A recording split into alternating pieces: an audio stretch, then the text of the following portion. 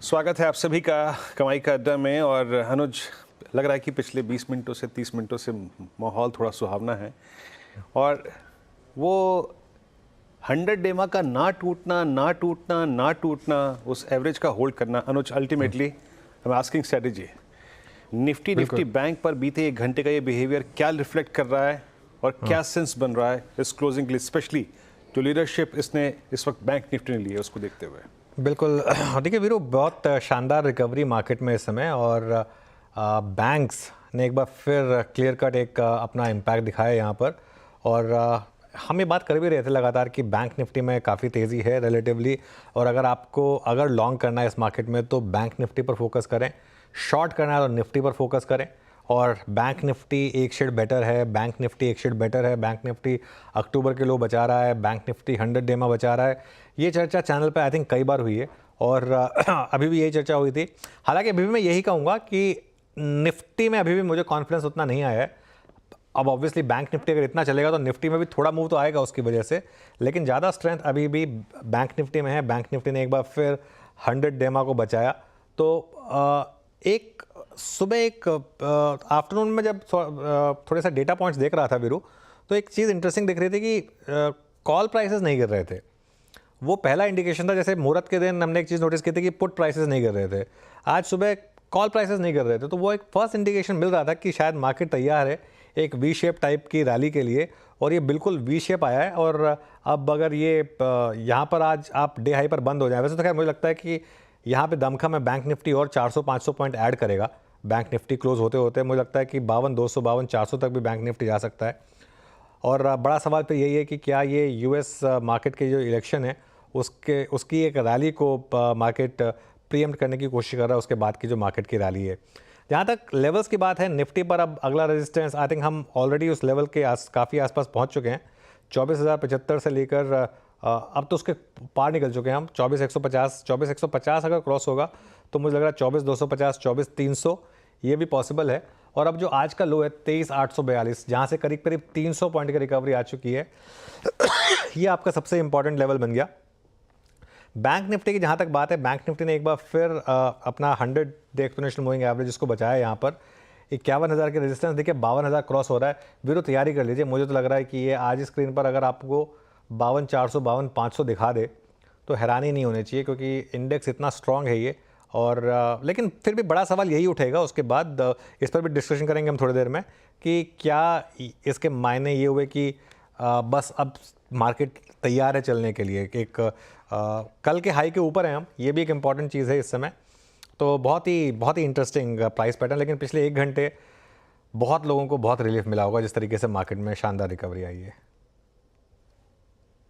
अनुज, एक और चीज़ जो क्रिटिकल है, I think out of these two industries, Nifty और निफ्टी बैंक, और एक बहुत ही, अगर आप देखें, अच्छा सूचकांक कोई है जो एक क्लियर मैंडेट दे रहा है जिस पर बेयर्स कब्जा नहीं ले पा रहे हैं, जो कि क्लियरली अबव ऑल ये स्टेट कर रहा है, वो है Nifty PSU bank index. Director साहब लेके आइए। अनुज, यहाँ ये ऑलमोस्ट 30 मई के बाद की जो चली आ रही स्लोपिंग डाउनवर्ड चैनल है उसको बाइसेक्ट करता हुआ एसबीआई का चलना, निफ्टी पीएसयू बैंक इंडेक्स का ये बिहेवियर, स्पेशली पोस्ट बीओबी के नंबर्स, पीएनबी के नंबर्स के बाद, क्या सेंस दे रहा है ये एक शेड बेटर है बैंक से versus Nifty bank, Nifty PSU bank index? I think इसकी शुरुआत कल हो गई थी वीरू। कल जिस तरीके से एसबीआई ने मुंह दिखाना शुरू किया था, आई थिंक हमारी 3-4 बार बात हुई है कि एक यहाँ से अगर आप चाहें तो एक पीएसयू बैंक निफ्टी का जो ईटीएफ है उसको रख सकते हैं, क्योंकि अगर PNB, BOB, Canara, Indian bank, सारे बड़े बैंक अच्छे नंबर डिलीवर कर रहे हैं तो एसबीआई क्यों नहीं। प्लस यहाँ वैल्यूएशन कंफर्ट है, काफ़ी टाइम से ये स्टॉक्स चले नहीं हैं। एसबीआई ने तो अब तक अपना प्रीवियस हाई टेस्ट नहीं किया, मार्केट तो पूरा वो हाई क्रॉस करके उसके बाद नीचे भी आ चुकी है। तो ये तो क्लियरली इस समय विजिबल है कि इस पॉकेट में स्ट्रेंथ है यहाँ पर। आई थिंक इस पॉकेट में नंबर्स की स्ट्रेंथ है, इस पॉकेट में टेक्निकल्स की स्ट्रेंथ है, इस पॉकेट में फंडामेंटल्स की स्ट्रेंथ है। तो क्लियरली ये पॉकेट इस समय आउट परफॉर्म कर रही है। पीएसयू बैंकों का चलना एक मार्केट के लिए भी एक अच्छा साइन है कि आगे जाकर शायद ओवरऑल अर्निंग्स में भी इंप्रूवमेंट आए अगर पीएसयू बैंकों की अर्निंग्स अच्छी हो रही हैं तो। लेकिन जो भी है, आप जो मर्जी कारण देना चाहें इसको, जब तक मार्केट गिर रहा था हमको कुछ कारण पता नहीं चल रहा था, आज मार्केट चल रहा है, आप वेरियस रीजंस एस्क्राइब करेंगे, इसको शॉर्ट कवरिंग कहेंगे, कुछ भी कहेंगे, लेकिन जो भी है आज स्क्रीन देखकर एटलीस्ट अच्छा लग रहा है। बहुत टाइम के बाद इस तरीके की स्क्रीन हमको देखने को मिली है वीरू। जी हाँ, स्क्रीन अच्छी लग रही है तो थोड़ी देर इसी पे रहते हैं। देखिए कॉल्स तो लेते रहेंगे हम। एक और चीज़ अनुज, हमें निफ्टी PSU बैंक इंडेक्स की बात की, हमने निफ्टी की बात की, निफ्टी बैंक की बात की, but closer to a global event, I mean US presidential election, उसके आउटकम, हालांकि परसेंटेज दोनों ही अगर आप देखें तो अभी तक पार्टियों की हर पोल में अगर आप देखें बराबर चल रही है, बट मेटल्स का आज एग्जैक्टली इस इवेंट से पहले चलना ये क्या सेंस दे रहा है, और क्या ये ट्रेडर्स के लिए एक दो दिन centre of I think attraction रहेगा क्या? आई थिंक इसकी हमारी इस बात हुई थी कि अगले 3-4 दिन के लिए मेटल्स पर फोकस करें, क्योंकि मेटल्स के लिए पैकेज तो आना है चाइना का। ट्रंप जी आएंगे तो बड़ा पैकेज आएगा, कमला जी आएंगे तो छोटा पैकेज आएगा, लेकिन वो छोटा पैकेज इन इटसेल्फ काफ़ी बड़ा है। तो यहाँ पर तो एक आई थिंक रैली ड्यू थी, वो आ गई। आई थिंक वीरू इसमें काफ़ी मूविंग पीसेस हैं। फॉर एग्जांपल अगर ट्रंप साहब जीतते हैं तो वाइल बड़ा पैकेज आएगा चाइना की तरफ से, लेकिन at the same time dollar में भी स्ट्रेंथ आएगी जो इनहेरेंटली कमोडिटीज़ के लिए नेगेटिव है। तो एक इसमें ये क्या होगा क्या नहीं होगा बहुत टफ होगा डिसाइड करना। तो इसके लिए अप्रोच इसमें यही रहेगी कि अगर आपने आज ट्रेड लिए तो एक स्टॉप लॉस लगा दें आज के लो का, जो भी स्टॉक लिया आपने, जो भी आपने अगर इंडेक्स लिया है तो, और उसके हिसाब से अप्रोच करें। अगर ये ट्रेड चलेगी तो अच्छी चलेगी। वैसे मुझे लग रहा है एक और चीज़ जो आप फोकस कर सकते हैं वो है IT मेरे ख्याल से काफ़ी हद तक पिछले कुछ दिनों में कोलैप्स कर चुका है इंडेक्स। इन्फोसिस का स्टॉक देखिए काफ़ी दिनों से जो मार्केट गिरी है उसमें इन्फोसिस का भी काफ़ी बहुत बड़ा फैक्टर रहा है। काफ़ी हद तक ये कोलैप्स कर चुका है। मार्केट का वर्स्ट केस क्या है कि अगर IT के लिए कि अगर ट्रम्प जी आए तो वो, लेकिन अगर वो आ भी गए ना तो भी मार्केट मुझे लग रहा है वहाँ से बॉटम बनाएगा, और कमला हैरिस आ गई तो मुझे लग रहा है बड़ी रैली होगी खैर IT में। लेकिन एक कुछ मार्केट शायद एक तैयारी कर रहा है, एक कुछ ना कुछ एक वी शेप टाइप की रिकवरी की। आज इस तरीके से रैली आई है और ये लगता नहीं मुझे कि यहाँ पे रुक रहा है मार्केट। जिस तरीके से रिकवरी है फाइनली एक लग रहा है कि एक मार्केट में तैयारी हो रही है एक शॉर्ट कवरिंग रैली की। ओके, तो देखिए हमने कितने अंशों को छुआ। हमने बाजार के setup, Nifty bank, Nifty IT, Nifty PSU bank index, सबको यहाँ पे कवर कर लिया। मार्केट से डे हाई निफ्टी एट 24152 और करीब 52,068 पे। कुछ स्टॉक्स आपकी स्क्रीन पे रखता हूँ और जहाँ पे मूव अच्छा है, देखिए क्लियर विजन जहाँ पे मिल रहा है, that's purely PSU banks. Bank of Baroda आपकी स्क्रीन पे रखिएगा, स्ट्रॉन्ग मूव 2% ऊपर, और ये अब ऑलमोस्ट 16 जुलाई के बाद की सबसे हाईएस्ट ट्रिजरी पे ट्रेड करता हुआ, क्लियर कट आई थिंक एक सेंस मिलता हुआ यहाँ पे। SBI आपकी स्क्रीन पे आएगा 2% ऊपर। हम कल भी बात कर रहे थे, मैं आपको कल भी बता रहा था जब अनुज ने ये मार्क किया था, 840 की कॉल में जिस प्रकार की बाइंग है और जिस प्रकार की 830 में पुट्स में राइटिंग थी, ये ऊपर की तरफ अग्रेसर था, जा रहा था, और अब कंसंट्रेशन जो है वो 840 के पुट ऑप्शन में बढ़ चुका है, तो इस पर ध्यान रखिएगा। मैं आई थिंक दो ही स्टॉक्स मार्क करना चाहूँगा, PSU banks and PSU banks. Anuj, अभी के ट्रेंडिंग स्टॉक्स और आज कार्यक्रम का क्रम क्या रहेगा? बिल्कुल वीरू, तो पहले तो खैर ट्रेंडिंग स्टॉक्स पे आते हैं और उसमें तेज़ी वाले स्टॉक से शुरुआत करेंगे आज, क्योंकि मार्केट में रिकवरी है। तो सबसे ऊपर मेटल स्टॉक्स हैं, JSW स्टील है, टाटा स्टील है, हिंडाल्को है, उसके अलावा बजाज ऑटो, यहाँ पर भी आपको तेज़ी दिखाई देगी। F&O के शेयर्स में जुबिलेंट फूडवर्क्स, सेल, मनापुरम फाइनेंस नंबर से पहले 3.5% ऊपर, और NMDC करीब 3% ऊपर। स्टॉक्स जो नीचे हैं उनमें अदानी पोर्ट्स 2.5% नीचे, ट्रेंट 2%, ITC करीब 1% और भारती एयरटेल ये भी करीब 1% नीचे आपको दिखाई देगा। अच्छा वीरू, एक और चीज़ मैं थोड़ा सा डिस्कस करना चाह रहा था। एक बार मार्केट ब्रेथ देखिए आप, किस तरीके से मार्केट ब्रेथ घुमा है। उसके बाद खैर आज क्रम रहने देंगे, हम सीधा शो की शुरुआत करेंगे हमारे पैनल के साथ। लेकिन पिछले 1 घंटे में देखिए, ये ऐसा नहीं है कि सिर्फ रैली जो है वो निफ्टी या बैंक निफ्टी में आई है, इसके साथ साथ मिड कैप और स्मॉल कैप में भी जो एडवांस डिक्लाइन एकदम 1:1 का था वो एकदम से 2:1 का हुआ है। एक स्प्रिंग की तरह एक मूव आया है इसमें मिड कैप मार्केट में भी। और इवन अगर आप टॉप ट्रेडेड स्टॉक्स की लिस्ट देखेंगे तो उसमें भी आप नोटिस करेंगे कि एकदम से काफ़ी शानदार मोमेंटम है काफ़ी स्टॉक्स में। चाहे आप PNB ले लें, चाहे आप येस बैंक ले लें, चाहे आप सुजलॉन का शेयर ले लें, चाहे आप तिलक नगर इंडस्ट्रीज उठा के देख लें, काफ़ी स्टॉक्स हैं। सेल का स्टॉक देख लें, काफ़ी स्टॉक्स हैं जहाँ पर MRPL, कैनरा बैंक, जहाँ पर मूव्स आ रहे हैं। तो ये सिर्फ ऐसा नहीं है कि बस एक बैंक निफ्टी मूव आया, बैंक निफ्टी मूव आया लेकिन उसके साथ साथ बाकियों में भी मूव आया। अच्छा, एक और इंटरेस्टिंग चीज़ होगी, आज HDFC बैंक का डिलीवरी वॉल्यूम देखना इंटरेस्टिंग होगा। और उसको साइड बाय साइड रखेंगे एफआई के नंबर के साथ। आज लगातार एफआई की सेलिंग हो रही है। अब लास्ट के 1.5 घंटा ये मार्केट अगर टिक जाए इन लेवल्स पर तो एचडीएफसी बैंक में किस तरीके की डिलीवरी वॉल्यूम्स रहे और एफआई की तरफ से क्या एक्शन रहा, आई थिंक ये भी एक इंटरेस्टिंग पॉइंट ऑफ व्यू होगा। मीनवाइल एक और स्टॉक मैं रखना चाह रहा था, उसके बाद हम पैनल के साथ पास जाएंगे। एक बार आप लेकर आइए ओला इलेक्ट्रिक का शेयर। इस स्टॉक ने आज इस मार्केट में भी फ्रेश लो लगाया है ओला इलेक्ट्रिक ने। ये देखिए कितना गिरा है ये स्टॉक और अब अपने हाई से आधे से ज़्यादा ये स्टॉक गिर चुका है। तो ये एक इकलौता स्टॉक मुझे दिखा जहाँ पर काफ़ी सेलिंग थी। और एक एबीबी पर सुबह हमारी एनालिसिस थोड़ा गलत रहा, मानता हूँ मैं, लेकिन आई थिंक शायद वो लेकिन वहाँ भी रिकवरी है, लेकिन वो थोड़ा सा एक आज शायद थोड़ा सा गलती हुई वहाँ पर। खैर एनीवे पैनल के पास चलते हैं और ट्रेड्स लेना शुरू करते हैं। हमारे साथ हमारा पूरा पैनल तैयार है। गुड आफ्टरनून गाबा सर, बताइए आपकी ट्रेड। Good afternoon review.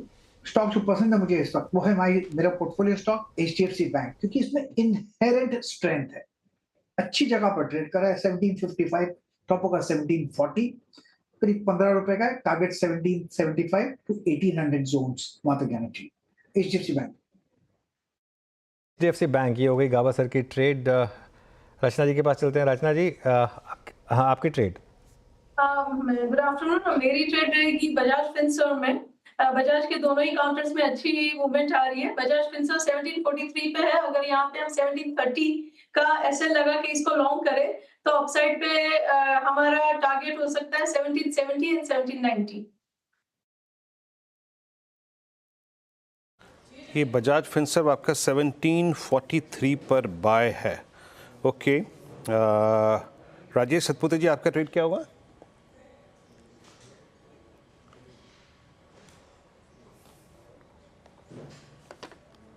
नहीं, माफ़ कीजिएगा, सॉरी, मैं माफ़ी चाहूँगा, मैं गलत नाम पड़ गया सुबह के रन से। मानस, आपका ट्रेड क्या होगा इस वक्त का?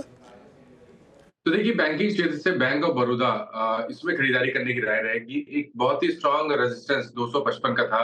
बैंक ऑफ बड़ौदा ने उसको ब्रीच किया, उसके ऊपर निकला है। थोड़े बेहतर वॉल्यूम भी देखने को मिले हैं। आई थिंक यहाँ पर करंट लेवल्स पे खरीदारी करनी चाहिए।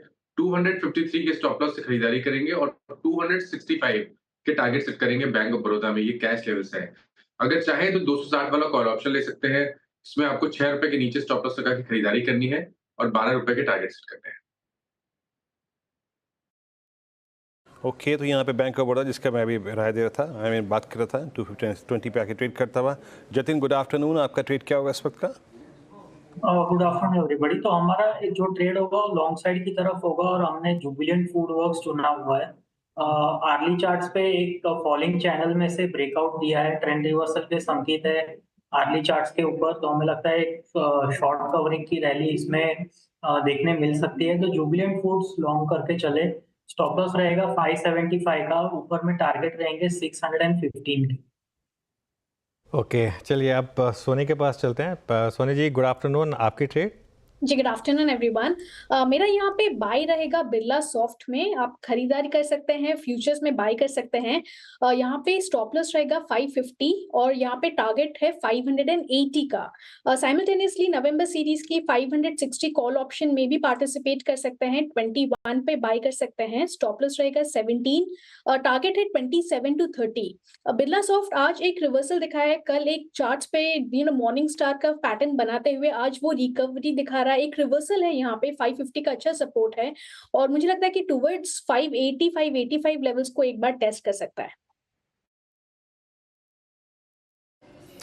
ओके, बिरला सॉफ्ट एक रिवर्सल आप खोजते हुए, नो डाउट मार्केट के सेटअप जब शॉर्ट कवरिंग का है तो आप सबसे बड़े शॉर्ट जहाँ पे बने हैं उस पर स्ट्राइक करते हुए। मार्केट से डे हाई 52,119 निफ्टी बैंक और 24,166 निफ्टी। धर्मेश जी, गुड आफ्टरनून, कार्यक्रम में स्वागत है आपका। थोड़ा सा आज स्क्रीन को सेकंड हाफ में देख के अच्छा लग रहा है। आपका व्यू क्या बनना है मार्केट्स पर, आप क्या पिक कर रहे हैं इस वक्त? जी, गुड आफ्टरनून वीरो, गुड आफ्टरनून अनुज, सारे पैनलिस्ट को भी। देखिए, ये शॉर्ट कवरिंग तो आज होनी थी बिकॉज काफ़ी ऑलमोस्ट 9 to 9.5% का मार्केट में करेक्शन हो रखा था और कल एक बड़ा इवेंट है। सो आज की शॉर्ट कवरिंग ही मैं कहूँगा, अभी जो भी आपको मार्केट में देखने को मिल रहा है। बट अच्छी बात यहाँ पर ये है कि जो पॉकेट ऑफ स्ट्रेंथ है वहाँ पर कंसिस्टेंट बेसिस पे गिरावट में भी बाइंग हुई थी और आज भी वहाँ पर बाइंग हो रही है। जैसे पब्लिक सेक्टर बैंक के बारे में आप लोग काफ़ी चर्चा कर रहे थे, तो वहाँ पर काफ़ी बड़ा स्ट्रेंथ दिख रहा है और जितना भी नतीजे आए हैं अभी तक उसमें देखें तो आउटलायर के हिसाब से आउट परफॉर्मेंस में यहाँ से ही देखने को मिला है। इनके results better than private sector banking space से है। तो ये स्पेस है जहाँ पर मजबूती दिख रही है। बास्केट बाई अगर करना चाहें तो PNB, bank of India, bank of Baroda, Canara bank और एसबीआई का बास्केट बना के चल सकते हैं। कल से अगर मार्केट का रुख वापस बदला भी तो यहाँ पर मार्जिन सेफ्टी आएगी। अभी भी I have my own doubts with this market अभी right now, because earnings overall थोड़े अच्छे नहीं थे और उम्मीद से थोड़ा खराब आए थे। उससे भी ज़्यादा कंसर्न वाली बात ये थी कि जो मैनेजमेंट कमेंट्रीज आई वहाँ पर किसी की भी बॉडी लैंग्वेज में या दमखम नहीं दिखा। पहले भी अर्निंग्स खराब आते थे बट वो काफ़ी पॉजिटिव होते थे आगे फ्यूचर को लेकर के। इस बार वो थोड़ा मिसिंग था, इसलिए मुझे लगता है थोड़ी सेलिंग एग्रीवेट हुई है। बट मेरे हिसाब से फेयर वैल्यू के हिसाब से 23,500 वाज अ लेवल जहाँ पर ये सारे खराब नतीजे डिस्काउंट पर हो रहे थे मार्केट में। मार्केट थोड़ा उससे ऊपर बाउंस बैक कर रहा है, तो पोजिशनली यहाँ पर स्टॉक पिकिंग तो करनी चाहिए। और बेस्ट सेक्टर जो मुझे अभी दिख रहा है, एक तो पब्लिक सेक्टर बैंकिंग स्पेस है, दूसरा मेटल स्पेस है। बिकॉज अगर आप इकोनॉमिकली देखें तो चाहे यूएस का जीडीपी हो, यूरोप का हो, हर जगह के नंबर्स तो ठीक ठाक ही आए हैं। और चाइना से अगर स्टिमुलस पैकेज कुछ आ गया जो फ्राइडे तक एक्सपेक्टेड है तो वहाँ यहाँ पे भी ट्रैक्शन मिलेगा। और इंटरनल डोमेस्टिक इकोनॉमी तो अच्छी चल रही है। वहाँ पर टॉपिक्स रहेंगे Hindalco, national aluminium, Hindustan zinc. मेरा नॉन फेरस पे ज़्यादा फोकस है, बस फेरस के अलावा। ओके चलिए, तो आपका ये कॉल हो गया हिंदाल्को। चलिए अब एक काम करते हैं, निफ्टी और निफ्टी बैंक स्क्रीन पे फिर लेके आइएगा। अनुज, अगर मैं पिछले एक हफ्ते को देखूं, जब ये बाजार का कॉन्फिडेंस काफ़ी ब्रीच हुआ और शायद पहले फर्स्ट इंस्टेंस में वो इंडसइंड बैंक वाले नंबर्स के दिन, इस एक हफ्ते में क्या क्या हुआ? हमने इंडसइंड बैंक के बहुत ही ख़राब नंबर्स देखे, हमने वो कैपजेमिनी का स्टेटमेंट देखा रिगार्डिंग देयर अर्निंग्स, उसने आईटी को फाइनली क्रैक दिया। फिर पीएसयूज़ के अच्छे नंबर्स और एक एसबीआई की अच्छी एक्सपेक्टेशन। और इन सारे इवेंट्स का अगर आप देखें, कहीं ना कहीं जो फियर था और जो ग्रीड था वो भी इस प्राइस में है। क्या निफ्टी बैंक ने अराउंड 100 डे मा और क्या निफ्टी ने closer to 200 day exponential moving average more और लेस, क्या एक मीनिंगफुल बेस बनाया है जिसको हम बॉटम की संज्ञा दे सकें शॉर्ट या मीडियम टर्म के? देखिए वीरू, मैं एक चीज़ इसमें ऐड करूँगा, बहुत इम्पॉर्टेंट है इन चीज़ों को समझना कि मार्केट किन चीज़ों पर रिएक्ट करता है। कल फॉर एग्जांपल क्यों मार्केट में आज एकदम से बस आखिरी में 1 घंटे से पहले इस तरीके की शॉर्ट कवरिंग आ रही है, उससे पहले क्यों नहीं आई? मुझे लग रहा है कि उसमें एक फैक्टर ये भी है कि कल जब मार्केट खुलेगा 9:15 बजे, तब तक यूएस प्रेसिडेंशियल इलेक्शन का रिजल्ट मोर और लेस क्लियर हो चुका होगा। तो मार्केट के पास कल मौका नहीं बचेगा किसी भी बड़े गैप अप के लिए तैयार रहने का। तो इसके लिए आई थिंक एक पॉसिबिलिटी ये भी है कि जिन लोगों ने शॉर्ट किया और शॉर्ट करके काफ़ी पैसा बनाया है, वो थोड़ा सा पैसा अपना घर ले जाना चाहते हो। ये एक पॉसिबिलिटी है। इसके लिए आई थिंक पहले भी 1-2 बार हम बॉटम को ये करके कि हाँ साइन देख रहे हैं बॉटम के, फंस चुके हैं, है ना? तो वो दोबारा नहीं करना है। मार्केट में आज जो हो रहा है ये एक बहुत ही ओवरसोल्ड ग्राउंड से एक रिकवरी आ रही है मार्केट में। हाँ, रिकवरी की जो पेस है वो बहुत तेज़ है क्योंकि मार्केट गिरा भी इस तरीके से था। लेकिन ये एक्सपेक्ट करना कि बस अब मार्केट यहाँ पे मूव ऑन करेगा और वापस बहुत जल्दी ही आपको ऑल टाइम हाई लगा देगा, उसमें टाइम लगेगा। आई थिंक निफ्टी में जब तक आप 24,500 क्रॉस नहीं करते तब तक कॉन्फिडेंस नहीं आएगा। All said and done Nifty 0.7% ऊपर है, 180 पॉइंट 9% गिरने के बाद, ठीक है। हाँ, बैंक निफ्टी में रिकवरी थोड़ी ज़्यादा है, लेकिन बैंक निफ्टी भी अगर आप परसेंटेज टर्म्स में देखेंगे तो 1.8% चला है करीब 7% गिरने के बाद। रिलेटिवली स्ट्रांग है, लेकिन एक ये एजम्पशन ले लेना कि बस मार्केट में सब कुछ अब नॉर्मल हो जाएगा, वापस पहले अगस्त सितंबर तक चल रहा था वो वाली मार्केट आ जाएगी, आई थिंक उसमें अभी टाइम लगेगा। आई थिंक भले ही 2-3 दिन शॉर्ट कवरिंग चले, मार्केट उस हिसाब से रिएक्ट करे, लेकिन कॉन्फिडेंस वापस आने में अभी टाइम लगेगा। अभी जिन लोगों ने पैसा खोया है ना, वो बहुत जल्दी पैसा लगा नहीं पाएंगे मार्केट में, ये चीज़ समझिए आप। स्पेशली लास्ट का जो 1 महीना इतना ख़राब रहा था ना, उसमें जिन्होंने पहले बेच के साइड लाइन पे थे, कैश पे थे, उनके लिए तो ईजी है, वो लगा देंगे पैसा। लेकिन जिन्होंने पैसा खोया है ना, उनके लिए ईजी नहीं होगा इस मार्केट में बहुत जल्दी पैसा लगाना वापस। हाँ, आज मुझे पता नहीं क्यों अनुज उस दिन की याद आ रही है, नोटबंदी वाले दिन की, कुछ ऐसा ही था। हमारे खुद के समीकरण खराब थे, नोटबंदी हो गई थी, उसी दिन एग्जैक्टली सुबह सुबह डोनाल्ड ट्रंप का राष्ट्रपति चुना जाना, क्या वाइल्ड कैंडल क्रिएट हुई थी उस दिन। लोअर फ्रीज था, उसके बाद एक बड़ा रिवर्सल। खैर अभी उस पर नहीं जाएंगे, but yes it's I think reasonable recovery. Nifty अब करीब करीब 24,185 को हिट करता हुआ अब कुछ ऐसे पॉकेट्स को हिट करते हैं जहां पे शॉर्ट कवरिंग आ रही है। Let's bring Kotak Mahindra bank 1748। Shilpa ji, आपका सेंस क्या कह रहा है? हालांकि मेरे पास ऐसे कोई भी तथ्य नहीं है, कोई भी फैक्ट नहीं है जिसके सहारे मैं कह सकूं कि ये रीजनेबल शॉर्ट कवरिंग में कन्वर्ट हो जाए, क्योंकि even the shortest moving average Soni माफ़ कीजिएगा सोनी जी कोई दिक्कत की बात नहीं है। सोनी जी, आपको लगता है कि एक सीरियस पुल बैक में कन्वर्ट हो सकता है? वीरेंद्र जी, यहाँ पे अगर सिर्फ टेक्निकल चार्ट्स पे देखूंगी तो एक बुलिश एंगल्फिंग कैंडल बनाने की कोशिश कर रहा है। कहीं ना कहीं अगर क्लोज करता है टू अबव 1760, उसके ऊपर मुझे लगता है कि एक थोड़ा सा चांस रहेगा कि वो टुवर्ड्स 1800 लेवल को टेस्ट कर सकता है। 1800 के आसपास 200 EMA का रेजिस्टेंस रहेगा। सो करंट लेवल से मुझे लगता है कि 1730 इंपॉर्टेंट सपोर्ट है। अगर होल्ड करता है तो शायद वो 1800 के टुवर्ड्स अटेम्प्ट ले सकता है। ओवरऑल बैंक निफ्टी में थोड़ा स्ट्रेंथ बेटर है, तो उस मुताबिक मुझे लगता है कि ये भी 1800 के टुवर्ड्स एक बार खींच सकता है। ओके, चलिए अब बात करते हैं एबीबी की, क्योंकि अनुमान से कमज़ोर नंबर्स रहे, लेकिन नतीजों के बाद कॉन कॉल में मार्केट को क्या पसंद आया जो स्टॉक लोअर लेवल से रिकवर हुआ। अच्छी खासी रिकवरी है इनफैक्ट लोअर लेवल से।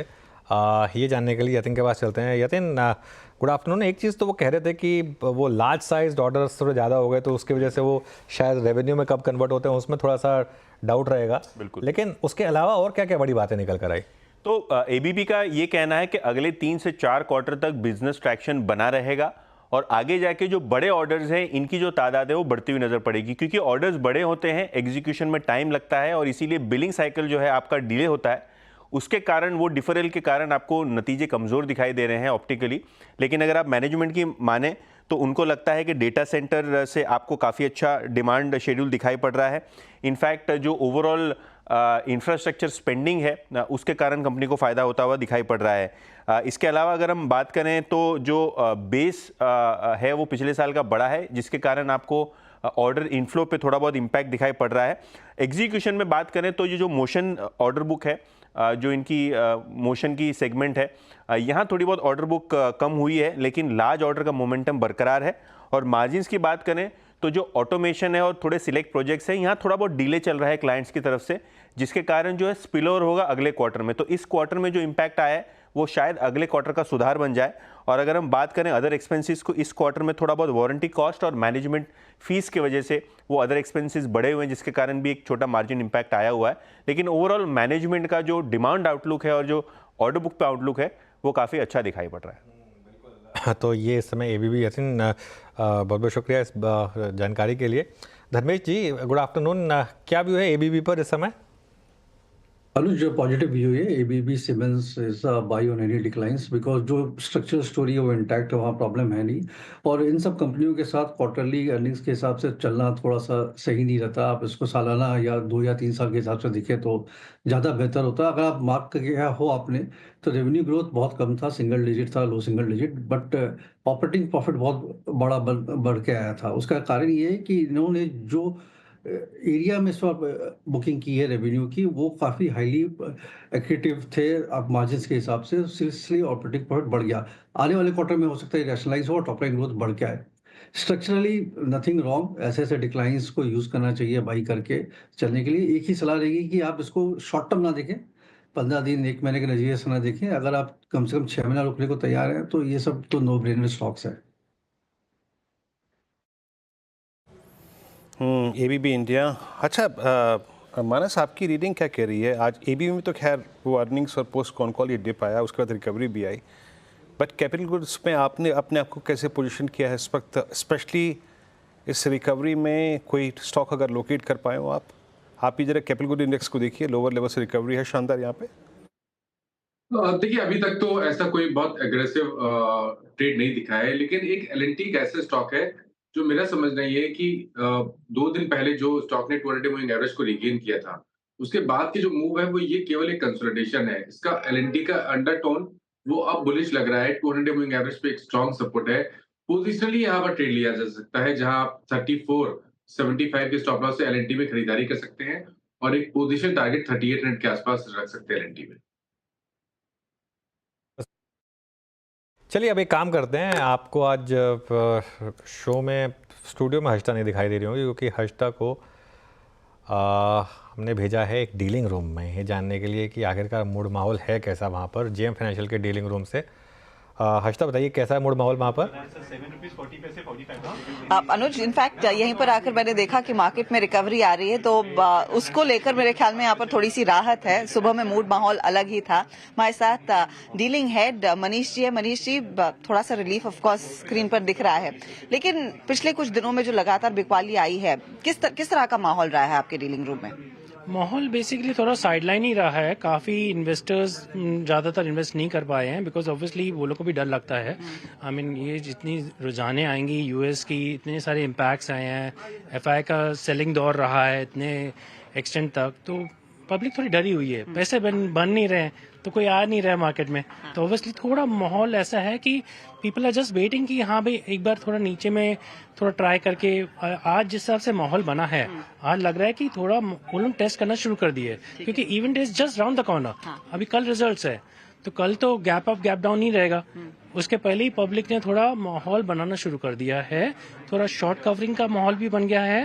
एट द सेम टाइम ये हो रहा है कि बाइंग भी दिख रही है, जो वैल्यू बाइंग चल रही है काफी हद तक वो हमें दिख रही है। तो आपने पहले कहा कि लोग ज्यादा आ नहीं रहे थे, तो आज थोड़ी सी वापसी हुई है, लेकिन क्या पैनिक दिखा है?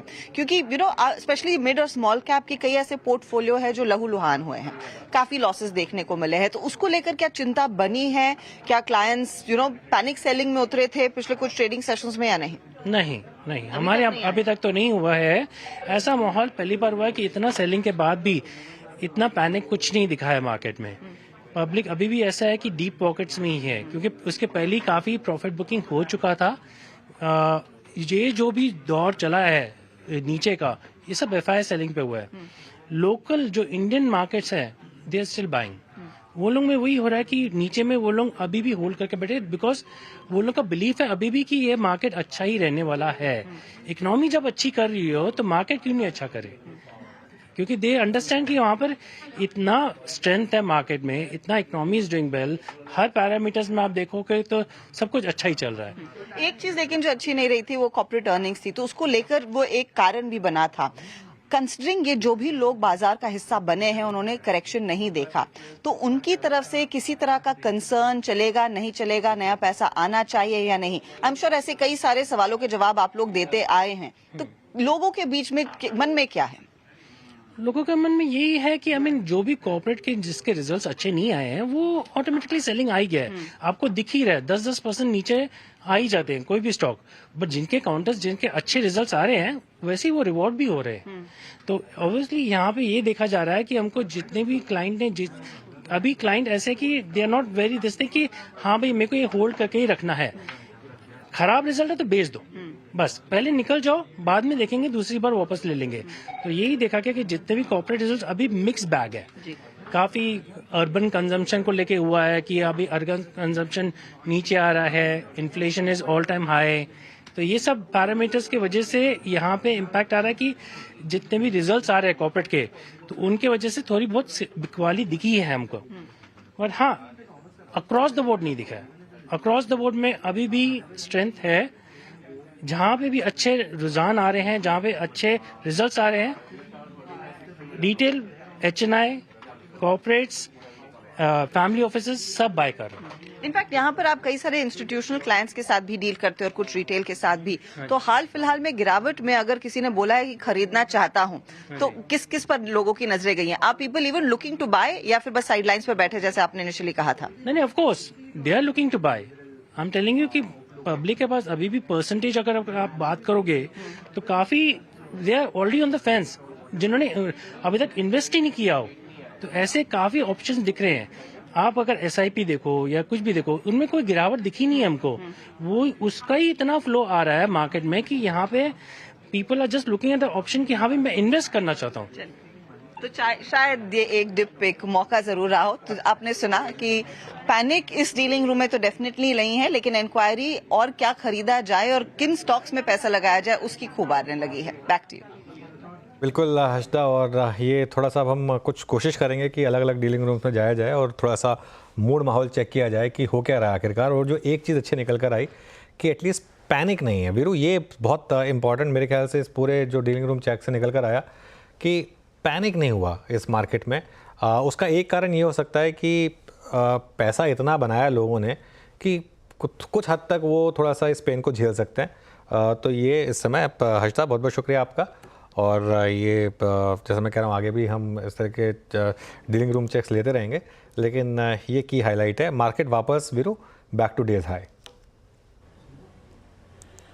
जी हाँ, दिन के सर्वोच्च तौर पे निफ्टी आके ट्रेड करता हुआ and same is the case with Nifty bank 52,165। लेकिन मैं कुछ देर के लिए यहाँ पे जो विषय है वो थोड़ा सा चेंज करूँगा। जरा एक बार शुगर स्पेस स्क्रीन पे रखिएगा। दरअसल खाद्य मंत्री प्रहलाद जोशी के मुताबिक सरकार चीनी के न्यूनतम बिक्री मूल्य को बढ़ाने पर विचार कर रही है और जल्द इस संदर्भ में मंत्रियों के समूह के पास ये प्रस्ताव भेजा जाएगा।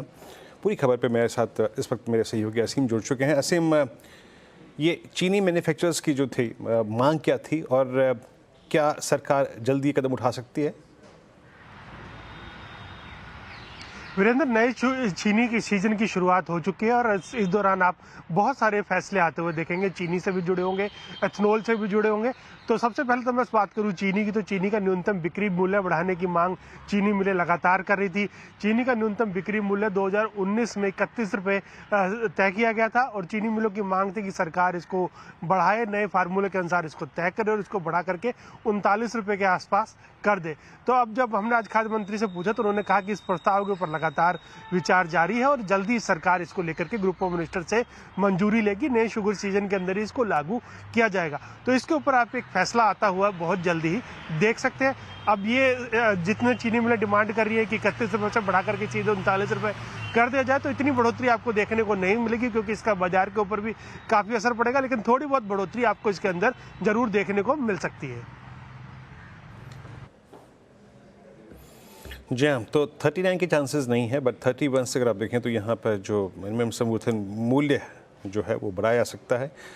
शुक्रिया आपका असीम पूरा इस जानकारी के लिए। EID पैरी, मवाना शुगर्स, बलरामपुर चीनी, मनरापुर जी से सिंध डेरिवेटिव्स, तो हम इस पर थोड़ी बात करेंगे खुल के। बाकी मैं कैश के स्टॉक्स पे थोड़ा टिप्पणी नहीं लूँगा, लेकिन धर्मेश आपने अभी असीम को सुना और काफ़ी समय हो चुका है जब इस प्राइस को रेशनलाइज मतलब बढ़ाया गया था, I think way back in 2019।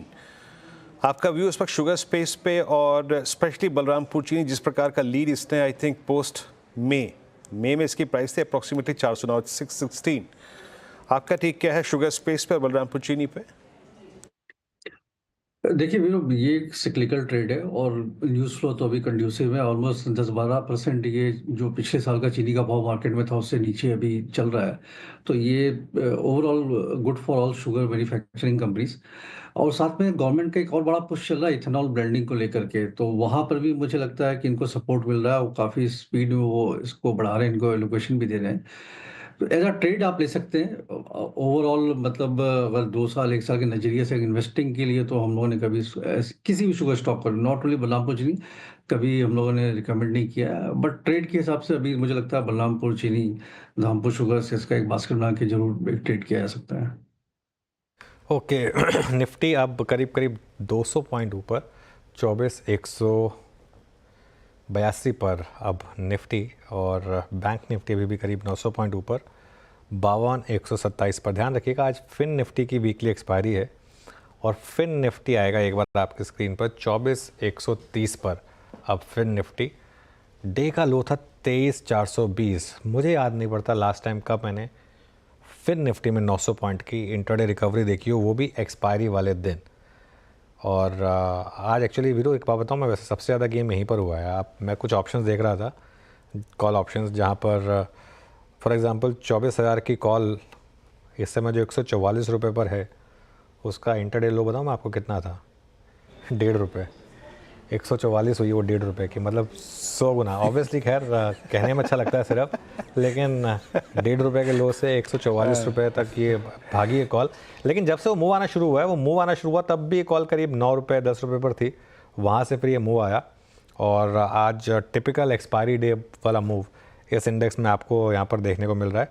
तो शानदार मोमेंटम इस समय आपको निफ्टी फाइनेंशियल सर्विसेज में दिखाई देगा। और एक चीज़ बताऊं मैं आपको वीरू, एक फीलिंग आ रही है कि मार्केट को लग रहा है कि SBI जैसे कहते हैं ना कि शायद कुछ करेगा इस बार। अब ये रैंडम मूव नहीं है, ये हमने कल इस मूव को स्पॉट किया था जब ये 820 पर था।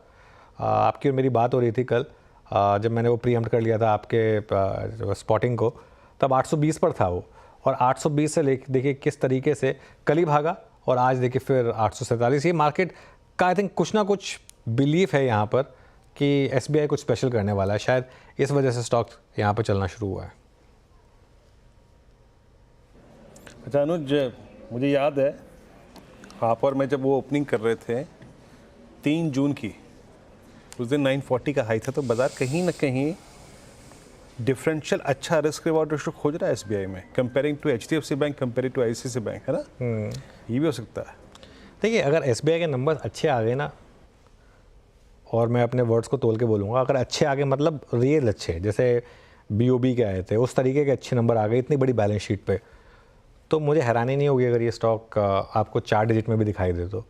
जी हाँ, 1000 क्रॉस करे तो हैरानी नहीं होनी चाहिए, क्योंकि काफ़ी टाइम से चला नहीं है SBI। पिछले 1 महीने में ज़रूर मूव आया यहाँ पर। अच्छा, पिछले 1 महीने में एक इंटरेस्टिंग चीज़ और देखिए आप, मार्केट कितना गिरा 1 महीने में, बैंक निफ्टी कितना गिरा, लेकिन SBI चला है 10% 1 महीने में। तो और ये मार्केट का एक मैसेज है आपको कि ऐसा नहीं है कि मार्केट गिर रहा है तो कुछ भी नहीं चल रहा है। जहाँ पर मार्केट को एक्सपेक्टेशन है, जहाँ पर वैल्यूएशन का कंफर्ट है, और जहाँ पर मार्केट को लग रहा है कि रिजल्ट्स अच्छे आ सकते हैं, वहाँ पर स्टॉक्स को रिवॉर्ड भी किया गया है। तो ऐसी मार्केट नहीं है कि बस आपने कुछ भी लिया वो सभी बिका है। एक तो मार्केट होती है ना जिसमें आप चाहे कुछ भी ले लें वो बिक रहा है, वो नहीं है मार्केट। ये लोअर मतलब इसमें अच्छी रैली आई है 1 महीने में, और मेरा तो यही मानना है कि शायद और भी रैली आ सकती है अगर अच्छे नंबर आए यहाँ पर तो। जी हाँ, वाकई बीते अगर आप 5 सेशंस देखें जिसमें पैनिक रहा, हमने कल ऑलमोस्ट एक 23,816 का लो लगाया। जो चीज़ स्क्रीन पे स्टेबल थी, स्ट्रॉन्ग थी, that was state bank of India, और ये लीडरशिप SBI के पूरे निफ्टी PSU बैंक इंडेक्स को ड्राइव करते हुए। Along with this I think PNB, BOB सब काफ़ी स्टेबल रहे। अच्छा, इस बीच एक स्टॉक लेके आई है स्क्रीन पे जो मैं कुछ ट्रेडिंग स्विंग्स पकड़ने की कोशिश कर रहा हूँ। निफ्टी मेरे ख्याल से बेस्ट ऑफ द डे शायद देख के आया है अभी, क्योंकि हम अभी करीब 24,200 तक का हाई लगा के आए, उसके बाद थोड़ा सा रिट्रेसमेंट है। बट लेट्स ब्रिंग पॉलीकैब मैंने कल भी अपनी टीम में पिक किया था, आज भी, और मैं आई थिंक वो रोल ओवर की फिगर्स के ऊपर रिएक्ट कर रहा था मैं। इट्स 6584। आपकी रीडिंग जतिन यहाँ पे पॉलीकैब पे क्या है? अब नाउ जो बड़ी चीज़ है कि ये अपने 10 डेमा को टेस्ट कर रहा है, इनफैक्ट 10 डेमा से ऊपर ट्रेवल कर रहा है। रोल ओवर्स अच्छे लेके आया था इस सीरीज़ में ये अपने साथ। आपका टेक इस स्टॉक पे जो कि इस वक्त एक अच्छी बाइंग विटनेस कर रहा है, 1.5% OI ऐड हुआ है यहाँ पर। डेफिनेटली ये जो लोअर लेवल से जो शार्प रिकवरी आई है उससे ये पता चलता है कि सपोर्ट लेवल्स पे बाइंग इंटरेस्ट जरूर है। हमें लगता है ये जो काउंटर ट्रेंड पुल बैक है वो अराउंड 6,700 6,780 तक चल सकता है, जहाँ पे उसका जो 40 डे का एवरेज वो रेजिस्टेंस के तौर पे काम करेगा। लेकिन डेफिनेटली हमें लगता है कि counter trend pull back definitely on है। 7,600 से 6,300 का जो फॉल हुआ था उसका रिट्रेसमेंट अभी ऑन है, तो हमें लगता है कि लॉन्ग करके चला जा सकता है करंट स्तरों पे। स्टॉप लॉस आपको लगाना होगा 6,500 का, और ऊपर में टारगेट रहेंगे अराउंड 6770 6800 के।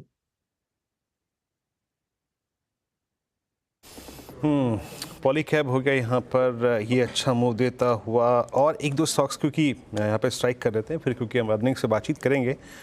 स्क्रीन पे बाटा सुबह से ही अगर आप देखें तो आज एक नया लो लगाने के बाद पुलबैक मोड में आ गया, ये ठीक करता हुआ। मेटल्स पे बातचीत काफ़ी हो चुकी है। आज हमारे साथ सुशील केडिया थे, तो उनकी एक टॉप कॉल थी जुबिलेंट फूड्स, उन्होंने रिकमेंड किया आज एग्जैक्टली 200 डे एक्सपोनेंशियल से पुलबैक देता हुआ मैं और रीड करने की कोशिश कर रहा था इस बैंकिंग बास्केट में, या फिर आज के इस मूव में क्या इंप्रेस कर रहा है। एक NMDC को देखिए 3% ऊपर, NMDC भी एक क्लीन स्वीप देता हुआ। लेकिन अब एक काम करते हैं, एक मेहमान से और बातचीत करते हैं। हमारे साथ कोटक सिक्योरिटी से श्रीकांत चौहान मौजूद हैं। Shrikant, good afternoon. आपका टेक इस वक्त का, आपका कॉल। बिल्कुल, गुड आफ्टरनून। तो देखिए मार्केट में हमने एक शानदार रिकवरी देखी, और 23,800 ये मार्केट के लिए काफ़ी इम्पोर्टेंट लेवल है, एक इम्पोर्टेंट रिट्रेसमेंट सपोर्ट लेवल है। और अगर आप इलेक्शन के डेज के लोगों को देखें तो इलेक्शन के दिन पे जो लो बने थे मार्केट के वो थे 21,300 के करीब के। उसके बाद जो मार्केट की रैली बनी थी वो 26,300 तक की थी। तो ये 5,000 पॉइंट का अगर आप 50% रिट्रेसमेंट लेते हो तो वो 23,800 के करीब आता है और उन्हीं लेवल से मार्केट ने कल भी रिकवरी की थी और आज भी रिकवरी की है। तो हमें लगता है कि थोड़ी-सी एक स्टेबिलिटी मार्केट में दिखाई दे रही है। बट साथ ही साथ मैं कहूँगा कि जो ऑप्शन बिल्टअप हुआ है वो 24,400 24,500 पे है। जब तक इन लेवल्स को मार्केट क्रॉस नहीं करता तब तक हमें लगता है मार्केट इसी रेंज में ट्रेड करते हुए नजर आएगा। लेकिन यस, आज मैं कहूँगा कि आज की जो रिकवरी है वो दिखा रही है कि 23,800 को मार्केट ने काफ़ी अच्छी तरीके से होल्ड किया है और एक रिस्पेक्ट दिया हुआ है। स्टॉक्स की बात करें तो मुझे लगता है यस, पीएसयू बैंक्स में अच्छी तेजी बनी है, मोमेंटम काफ़ी स्ट्रॉन्ग है। बट साथ ही साथ मुझे लगता है मेटल्स में भी अच्छी तेजी बनी है और वहाँ पे जो रिलेटिव आउट परफॉर्मेंस दिख रहा है वो है नैल्को में। तो नेशनल एल्यूमिनियम करंट लेवल से मुझे लगता है 234, 237 में लॉन्ग किया जा सकता है। हमें लगता है कि ये स्टॉक 250 से लेकर 255 के लेवल्स दिखा सकता है। करंट लेवल से नैल्को को लॉन्ग करें और स्टॉप लॉस यहाँ पे रखें 227 का।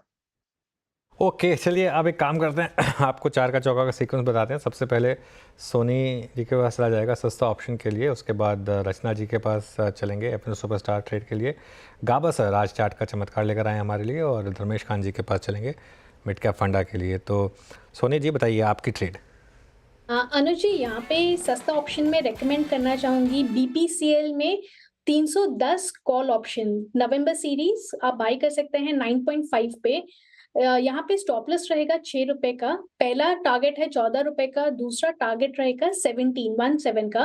BPCL में 300 का एक अच्छा सपोर्ट पकड़ा हुआ है, पुट राइटर्स बेस वहाँ पे काफी अच्छे से डिफेंड कर रहे थे और यहाँ पे 200 EMA को दोबारा क्रॉस कर रहा है। तो मुझे लगता है एक पॉजिटिव व्यू टुवर्ड्स 325 330 कुछ आने वाले दिनों में यहाँ पे नजर आ सकता है। सो इसलिए सेफ ऑप्शन यहाँ पे 310 कॉल ऑप्शन के थ्रू पार्टिसिपेट कर सकते हैं। ओके, BPCL का नवंबर का 310 का कॉल ऑप्शन लीजिए। ये हो गई सोनी की पिक। रचना जी आपकी ट्रेड। जी, मेरी ट्रेड रहेगी टाटा स्टील के फ्यूचर्स में। टाटा स्टील के फ्यूचर्स सारे मेटल्स में अच्छी मूवमेंट है। टाटा स्टील में 153 के करीब है प्राइस। अगर यहाँ पे 150 का लेवल होल्ड कर जाएगा तो अपसाइड पे हम यहाँ पे 158 तक के नंबर्स देख सकते हैं। ओके, टाटा स्टील यहाँ पे रचना जी का ट्रेड है आज का फिर सुपरस्टार। चलते हैं प्रकाश काबा सर के पास चार्ट का चमत्कार पिक करने के लिए। प्रकाश सर, क्या पिक कर रहे हैं आप? Well, good evening to you once again. Stock जो मैंने चुना है वो कल मैंने BTST के तौर पर था, वो था पॉलीकैब। थोड़ा कल प्रीएम्प्टिव था, एग्रेसिव कल था, बॉटम बुकिंग सेटअप था। यहाँ पर लगता है आज कंफर्मेशन आया है, ट्रेड करा है 6626, स्टॉप होगा 6510, टारगेट 6800 के नजर आते हैं। पॉलीकैब यहीं से ऊपर जाना चाहिए। ओके, पॉलीकैब आपका ट्रेड है और चलते हैं अब अगले इन्वेस्टमेंट कॉल के लिए धर्मेश खान जी के पास आज का मिड कैप फंडा। धर्मेश जी क्या पिक कर रहे हैं आप मिड कैप फंडा? वीरू, नारायणा फुर्जाइले पर कॉल रहेगा, बाई करने की सलाह है और ये इन्वेस्टमेंट कॉल है 2 से 3 साल के नजरिए से। इसके नतीजे आए थे अभी और क्यूटे के नंबर्स में थोड़ी सी ऑपरेटिंग प्रॉफिट में मिस दिखा था और पैट भी कम आया था। उसके मुख्य कारण ये है कि जो कि काफ़ी टेम्पररी है। एक तो इनका केमेन आइलैंड से रेवेन्यू कम आया बिकॉज वहाँ पर हरिकेन आ गए थे, एक नहीं 2-3 मल्टीपल हरिकेन आते हैं, वो हरिकेन जोन है, उस कारण से 15 दिन का इनका ऑपरेशन नहीं हो पाया था कामकाज।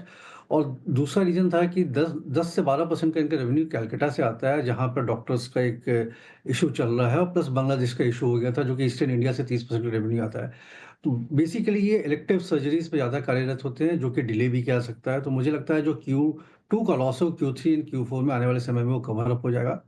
मार्जिन्स इनके ऑपरेटिंग मार्जिन जो थोड़ी सी गिरावट आई थी वो आने वाले क्वार्टर में इंप्रूव होगी बिकॉज 60 बेड का इनका केबन आइलैंड का कैपेसिटी इन्होंने कमीशन किया है, उस कारण से डिप्रिशिएशन ऐसा बढ़ के आया था और फिर पैट में भी गिरावट देखने को मिली थी। हम लोग का मानना है कि 3 साल के नजरिए से इसको होल्ड करें तो 2100 का इसका प्राइस टारगेट निकल के आता है। इस गिरावट में काफ़ी अच्छी खरीदारी की अपॉर्चुनिटी आपको इसमें मिल रही है और जो इसका पैट है जो 790 करोड़ का गए वर्ष में था वो बाई FY27 अराउंड 1400 करोड़ का आएगा, putting all together. So a very good investment by from long term perspective. Okay, तो यहाँ पे आपके स्क्रीन पे 4 अगर आप देखें तो यहाँ पर लॉजिक्स आए, हमने ट्रेड पकड़े। पहला था सस्ता ऑप्शन, वो आया सोनी पटनायक जी के सौजन्य से, BPCL की कॉल 310 की for a possible target of 1470।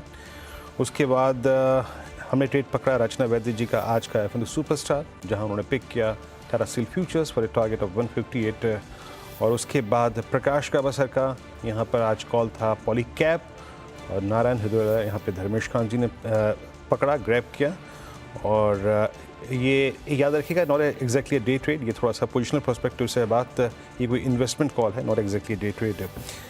अब एक काम करते हैं, यहाँ पे अर्निंग्स पे आते हैं और अर्निंग्स में 4-5 बड़े नंबर्स हैं जिसमें टाटा स्टील हो गया, गुजरात गैस और अपोलो हॉस्पिटल्स, यहाँ पर भी अगर आप देखें थोड़ा सा फोकस करेंगे। लेकिन पहले चलते हैं यतिन के पास टाटा स्टील के नंबर्स को समझने के लिए। यतिन, टाटा स्टील क्या एक्सपेक्टेशन है इस बार? देखिए वीरू, नंबर्स है ना टाटा स्टील के काफ़ी वॉलेटाइल रहते हैं, कभी कभी बहुत सारे एक्सेप्शनल आइटम्स होती हैं, बहुत सारे डिटेल्स होते हैं, तो प्रॉफिट का नंबर इतना इंपॉर्टेंट नहीं होता जितना एबिटा पर टन का इंपॉर्टेंस होता है। लेकिन अगर हम प्रीव्यू की बात करें तो सेल्स आप एक्सपेक्ट कीजिए लगभग 4 से 5% कम ही रहेंगी साल दर साल बेसिस पे। 2 कारण है इसके, एक तो स्टील की प्राइसेस में गिरावट होती हुई दिखाई पड़ रही है और यूरोप में जो रियलाइजेशंस हैं वो बुरी तरीके से इम्पैक्ट हुए हैं। एबिटा की बात करें कंसोलिडेटेड बेसिस पे तो पिछले साल का बेस छोटा था, इसीलिए 16% की ग्रोथ एक्सपेक्ट कीजिए। 4,900 करोड़ से ऊपर का एबिटा का फिगर आपको दिखाई पड़ेगा। हालांकि अगर हम प्रॉफिट के नंबर पे आए तो इस टाइम भी 113-120 करोड़ रुपए के आसपास का लॉस ही एक्सपेक्ट कीजिए, जो पिछले साल एक्सेप्शनल आइटम्स के बाद लगभग 6200 करोड़ था लॉस। अगर हम प्रोविजंस की बात करें तो मार्जिन्स की बात करें तो साल दर साल बेसिस पे थोड़ा बहुत सुधार आप एक्सपेक्ट कीजिए। हालांकि अगर हम रियलाइजेशंस की बात करें तो स्टैंड अलोन बेसिस पे जो रियलाइजेशंस हैं वो लगभग 9% घट सकते हैं। हालांकि इंडिया में वॉल्यूम्स जो हैं वो 4% बढ़े हैं, कहीं ना कहीं जो सेफगार्ड ड्यूटी है जो चाइना से कम इंपोर्ट हुआ है उससे वॉल्यूम्स को डोमेस्टिक मार्केट में वृद्धि मिली है। हालांकि जो यूरोप का एबिटा लॉस है वो कंटिन्यूड रहेगा। इनफैक्ट इस क्वार्टर में $74 प्रति टन का एबिटा लॉस यूरोप में एक्सपेक्टेड है, जो पिछले क्वार्टर लगभग $28 पर टन था। तो कहीं ना कहीं ये कम रियलाइजेशंस की वजह से लॉसेस बढ़ते हुए दिखाई देंगे यूरोपियन ऑपरेशंस में। और इंडिया के एबिटा पर टन की बात करें तो वो करीब करीब 12,000-12,050 रुपये की रेंज में होना चाहिए, जो सिक्वेंशियली लगभग 12% कम है। ओके, यतिन के पास दोबारा जाएंगे, गुजरात गैस के भी नंबर्स का प्रीव्यू करेंगे, लेकिन पहले इंडेक्स की कंपनी निपटा देते हैं। दीपाली के पास चलते हैं। आप पावर ग्रिड और अपोलो हॉस्पिटल्स के नंबर्स कैसे रहेंगे ये जानने की कोशिश करते हैं। दीपाली, गुड आफ्टरनून, बताइए। अपोलो हॉस्पिटल से शुरुआत करते हैं क्योंकि नंबर्स काफ़ी अच्छे एक्सपेक्टेड है। अपोलो हॉस्पिटल से नेट सेल्स 13% ग्रो हो सकती है कंपनी की, वहीं मुनाफे में तो 53% की ग्रोथ देखने को मिलेगी। सिमिलरली एबिटा में भी 18% की ग्रोथ एक्सपेक्टेड है। और मार्जिन का फिगर बताएं तो 12.9% से बढ़कर सालाना आधार पर मार्जिन 13.8% पर रह सकते हैं। तो हर पैरामीटर पर नंबर्स अपोलो हॉस्पिटल्स के अच्छे एक्सपेक्टेड हैं। क्यों? 2 इंपॉर्टेंट कारण हैं। एक तो इनका फार्मेसी बिजनेस काफ़ी अच्छा परफॉर्म कर रहा है। अपोलो 24/7 की परफॉर्मेंस काफ़ी बेहतर रही है, जिसका इंपैक्ट पॉजिटिवली नंबर्स पर दिख रहा है। और दूसरी तरफ जो इनकी ऑक्यूपेंसी है हॉस्पिटल बिजनेस की, वो भी ग्रो हुई है, जिसका असर देखने को मिल रहा है। इनफैक्ट अगर हम पैट की बात करें, जहां पर 50% ज्यादा की ग्रोथ देखने को मिली, उसके पीछे एक ही इंपॉर्टेंट कारण है कि जो एवरेज रेवेन्यू पर ऑक्यूपाइड बेड है वहां पर ग्रोथ देखने को मिली है। फार्मेसी बिजनेस यानी अपोलो 24/7 बिजनेस में जो ऑपरेशनल एक्सपेंस है वो कम हुए हैं, लॉसेस रिड्यूस हुए हैं और यहां से फर्दर ग्रोथ दिखाई दे रही है, जिसके कारण पैट में प्रॉफिटेबिलिटी बढ़ती हुई दिखाई देगी। अब आगे के लिए इंपॉर्टेंट क्या रहेगा नंबर्स के बाद? एक तो आउटलुक कंपनी क्या देती है अपोलो 24/7 को लेकर, क्योंकि एक ग्रोथ ट्रैजेक्टरी पर है। दूसरी तरफ जो कैपेसिटी एक्सपेंशन कंपनी ने प्लान किए हुए हैं गुरुग्राम, हैदराबाद, कोलकाता, पुणे, मैसूर, उसको लेकर अपडेट पर नजर रहेगी। सिमिलर अगर हम वहीं पावर ग्रिड की बात करें तो नंबर पावर ग्रिड के फ्लैट रहेंगे। नेट सेल्स फ्लैट, सिर्फ 0.7% के आसपास की ग्रोथ रहेगी वाई बेसिस पे। पैट में सिर्फ 4% की ग्रोथ एक्सपेक्टेड है। एबिटा भी फ्लैट रहेगा, 1.4% के आसपास की ग्रोथ वाई बेसिस पे। मार्जिन भी फ्लैट रहेंगे, 87.7% के आसपास की एक्सपेक्टेशंस हैं वर्सेस 87.6%। दरअसल ये जो ग्रोथ मॉडेस्ट देखने को मिल रही है उसके पीछे एक इंपॉर्टेंट कारण है कि एक जो इनकी एसेट कैपिटलाइजेशन है उसका असर देखने को मिल रहा है 83 बिलियन के आसपास का, और ये अगले 12 मंथ्स के लिए रहेगा। सिमिलरली पैट में भी सिर्फ सिंगल डिजिट ग्रोथ देखने को मिल रही है, क्योंकि जो इनका वीक कैपिटलाइजेशन है वो रिफ्लेक्ट कर रहा है प्रॉफिटेबिलिटी पर, जिसके कारण ये नंबर्स ऐसे दिखाई दे रहे हैं। दूसरी तरफ जो Q2 में पावर की डिमांड थी वो भी कम रही थी, तो उसका भी असर रहा है। अब नजर रहेगी आगे के आउटलुक पर, क्योंकि एक्सपेक्टेशंस ये है कि आगे की अर्निंग विजिबिलिटी पावर ग्रिड की काफ़ी स्ट्रॉन्ग दिखाई दे रही है। उसको लेकर मैनेजमेंट के कमेंट इंपॉर्टेंट रहेंगे। ऑर्डर इनफ्लोस को लेकर, कैपेक्स को लेकर हाल ही में कंपनी को इंटरस्टेट ट्रांसमिशन सिस्टम के लिए एक सक्सेसफुल बिडर अनाउंस हुई है, तो काफ़ी गवर्नमेंट प्रोजेक्ट्स को लेकर आगे की विजिबिलिटी इंपॉर्टेंट है। उसको लेकर के अपडेट आएगी नंबर्स के साथ, वो इंपॉर्टेंट होगा। ओके दीपाली, तो ये इस समय पावर ग्रिड और अपोलो हॉस्पिटल्स पर एक प्रीव्यू। मीनवाइल एनएमडीसी 11 नवंबर को बोनस पर विचार करेगी और देखिए एनएमडीसी पर 2 दिन से बात हो रही है। बिग स्टॉक्स में दो दिन से है ये स्टॉक का, यहाँ पर ट्रैक्शन काफ़ी अच्छा है। बोनस खैर वैसे बियॉन्ड अ पॉइंट इमटेरियल होता है, लेकिन सिर्फ एक ट्रेडिंग इंटरेस्ट बढ़ जाता है उसकी वजह से। लेकिन ये स्टॉक खैर काफ़ी स्ट्रॉन्ग रहा है पिछले 2 दिनों में, और अभी तो चाइना का जो फैक्टर है उसको लेकर उससे पहले इसमें बेस्ट केस आउटकम जो मार्केट मान के चल रहा है मेटल्स के लिए वो ये होगा कि अगर डोनाल्ड ट्रंप इलेक्शन जीत जाएं और चाइना को जो पैकेज है वो बढ़ाना पड़े तो डबल बोनांजा मिल जाए। खैर एनीवे अभी के लिए स्टॉक डे हाई पर। यतिन के पास वापस चलते हैं, गुजरात गैस के नंबर्स का प्रीव्यू करते हैं। यतिन क्या एक्सपेक्ट कर रहे हैं? काफ़ी इंटरेस्टिंग रहेगा इस टाइम का गुजरात गैस का जो नंबर है, क्योंकि गवर्नमेंट ने काफ़ी सारे चेंजेस किए हैं पॉलिसी में और गैस के दामों में भी आपने काफ़ी वॉलेटिलिटी देखी है। सेल्स की बात करें तो लगभग 4% का डिक्लाइन, एबिटा भी उतना ही डिक्लाइन, और अदर इनकम में कमी है इस टाइम, जिसके कारण प्रॉफिट्स आपको 12% नीचे दिखेंगे, 263 करोड़ के आसपास। मार्जिन्स हालांकि स्टेबल रहेंगे 12.8% के आसपास, साल दर साल बेसिस पे ये नंबर काफ़ी स्टेबल आपको दिखाई पड़ेगा। वॉल्यूम्स की बात करें तो लगभग 9.1 MMS CMD का एक्सपेक्टेशन है, जो कि 17% गिरा हुआ आपको दिखेगा QOQ बेसिस पे, क्योंकि जो टाइल सेक्टर है इसमें थोड़ा बहुत स्लो डाउन आपको दिखा है और प्रोपेन की आपको एक रिप्लेसमेंट डिमांड भी आती हुई दिखाई पड़ी, जिससे गैस वॉल्यूम्स पे इम्पैक्ट हुआ है। एबिटा पर SCM आपको लगभग सिक्वेंशली स्टेबल आता हुआ दिखाई देगा, 5 रुपया के आसपास, 5 रुपये 60 पैसे के आसपास। और अगर हम इंडस्ट्रियल गैस की बात करें तो कंपनी ने रिसेंटली प्लान अनाउंस किया कि थाने रूरल और अहमदाबाद रूरल यहाँ एक्सपेंशन की एक बड़ी कवायद करेगी, और इसके ऊपर अगर क्लैरिटी आती है कॉन कॉल पे या रिजल्ट्स के प्रेस रिलीज में तो ये एक इंपॉर्टेंट पॉइंट होगा वॉच आउट करने के लिए। यतिन बहुत बहुत शुक्रिया। तो ये कुछ नंबर्स जो हम वॉच आउट करेंगे, इनमें से 2-3 स्टॉक्स पर बात करते हैं। मानस, एक बार गुजरात गैस का चार्ट देखिए, कोई ट्रेड बन रहा है यहाँ पर? तो देखिए अभी तक तो ट्रेड नहीं बन रहा है, क्योंकि लोअर टॉप लोअर बॉटम्स अभी भी दिख रहे हैं चार्ट्स पे, तो मेरे ख्याल से भी वेट करना बेहतर रहेगा। At least 10 day moving average regain होने चाहिए, उसके बाद ही यहाँ पर खरीदारी करें। तो जो 10 डे मूविंग एवरेज उसका वैल्यू 530 रुपए है, उसके ऊपर ही खरीदारी करने की राय रहेगी। करंट लेवल्स पे आई थिंक वेट करना बेहतर रहेगा। जी, आपने Tata Steel as a trade लिया था, लेकिन टाटा स्टील में ट्रेडिंग मूव के अलावा क्या पैटर्न्स क्या सजेस्ट कर रहे हैं? 180 का इसका हाई था, क्या वहां तक जाने की तैयारी हो रही है यहाँ पर? जी, टाटा स्टील में जो अगर पोजिशनली कोई मीडियम टर्म के लिए होल्ड करता है तो यहाँ पे चांसेस है कि 180 की तरफ जाए ये काउंटर, स्पेशली अगर ये 140 के आसपास का जो लो है उसको अगर सस्टेन करेगा तो ओवर मीडियम टर्म 180 जाने के पूरे चांसेस है।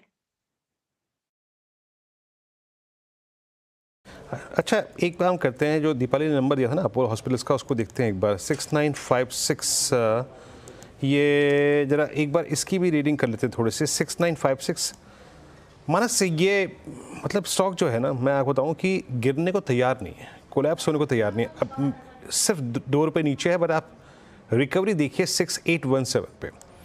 और ये पूरा का पूरा टाइम जो अक्टूबर की सेलिंग थी, इसने मात्र 200 रुपये की प्राइस चैनल में एब्जॉर्ब कर ली। मतलब लो रहा वेल डिफाइंड 100 डेमा which is placed at I think 6800, और हाई रहा वेल डिफाइंड 7100 रुपये। क्या ये अपने आप में एक संकेत, एक स्ट्रॉन्ग है? और क्या ये 6950, 7000, 7100 एक एक्यूमुलेशन का अच्छा लेवल है, considering I think this pattern Manas? और शायद एक अच्छा सेंस को हमको अर्निंग्स के बाद मिल भी जाए, बट 7100 के ऊपर का प्राइस एक्शन किस बात का सूचक होगा? देखिए पिछले 6 हफ्ते से अगर आप देखिए तो स्टॉक अपने 100 डे मूविंग एवरेज और 20 वीक मूविंग एवरेज इस पे लगातार सपोर्ट लेने की कोशिश कर रहा है। इंतजार केवल एक ट्रिगर का है, अगर वो ट्रिगर आता है पॉजिटिव वे में तो और स्टॉक 7100 के ऊपर निकलेगा तो उसके ऊपर कम से कम 400 से 500 पॉइंट की तेजी देखने को मिल सकती है। जिस तरह के पैटर्न्स है उसको देखिए ये तो लगता है कि जो बेसिक स्ट्रक्चर है वो पॉजिटिव है, इसलिए अगर एक पोजिशन ट्रेडर कोई है तो 6700 के स्टॉप लॉस से आप एक पोजीशन ट्रेड ले सकते हैं, इस उम्मीद में कि 7100 के लेवल्स ब्रेक होंगे तो कम से कम 7500 तक के प्राइस स्टॉक दिखा सकता है।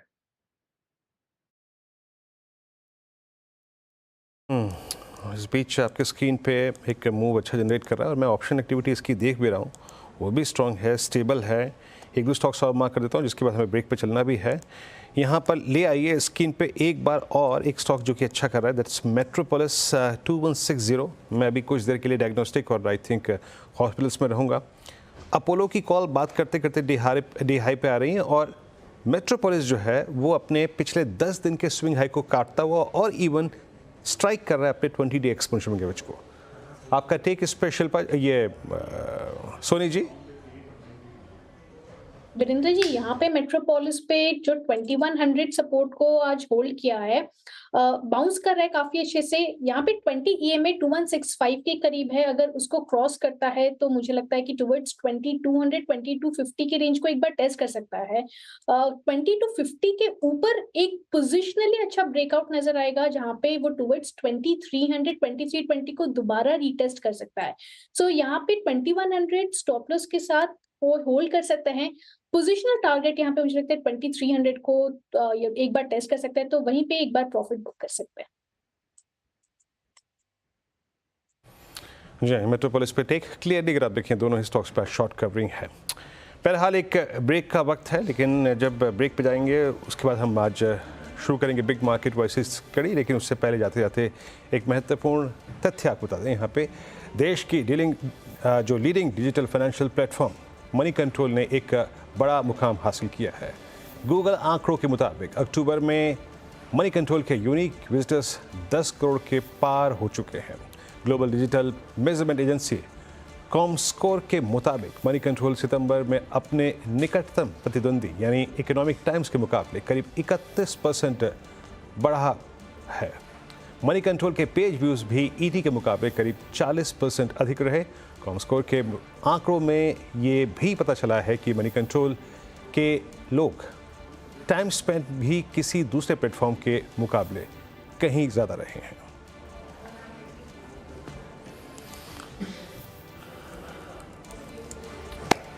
ओके, तो एक अभी फिलहाल ब्रेक, और ब्रेक के बाद आज बिग मार्केट वर्सेस कड़ी में हमारे साथ महबून होंगे, उनसे करेंगे बातचीत। छोटे से ब्रेक के बाद हाजिर होते हैं।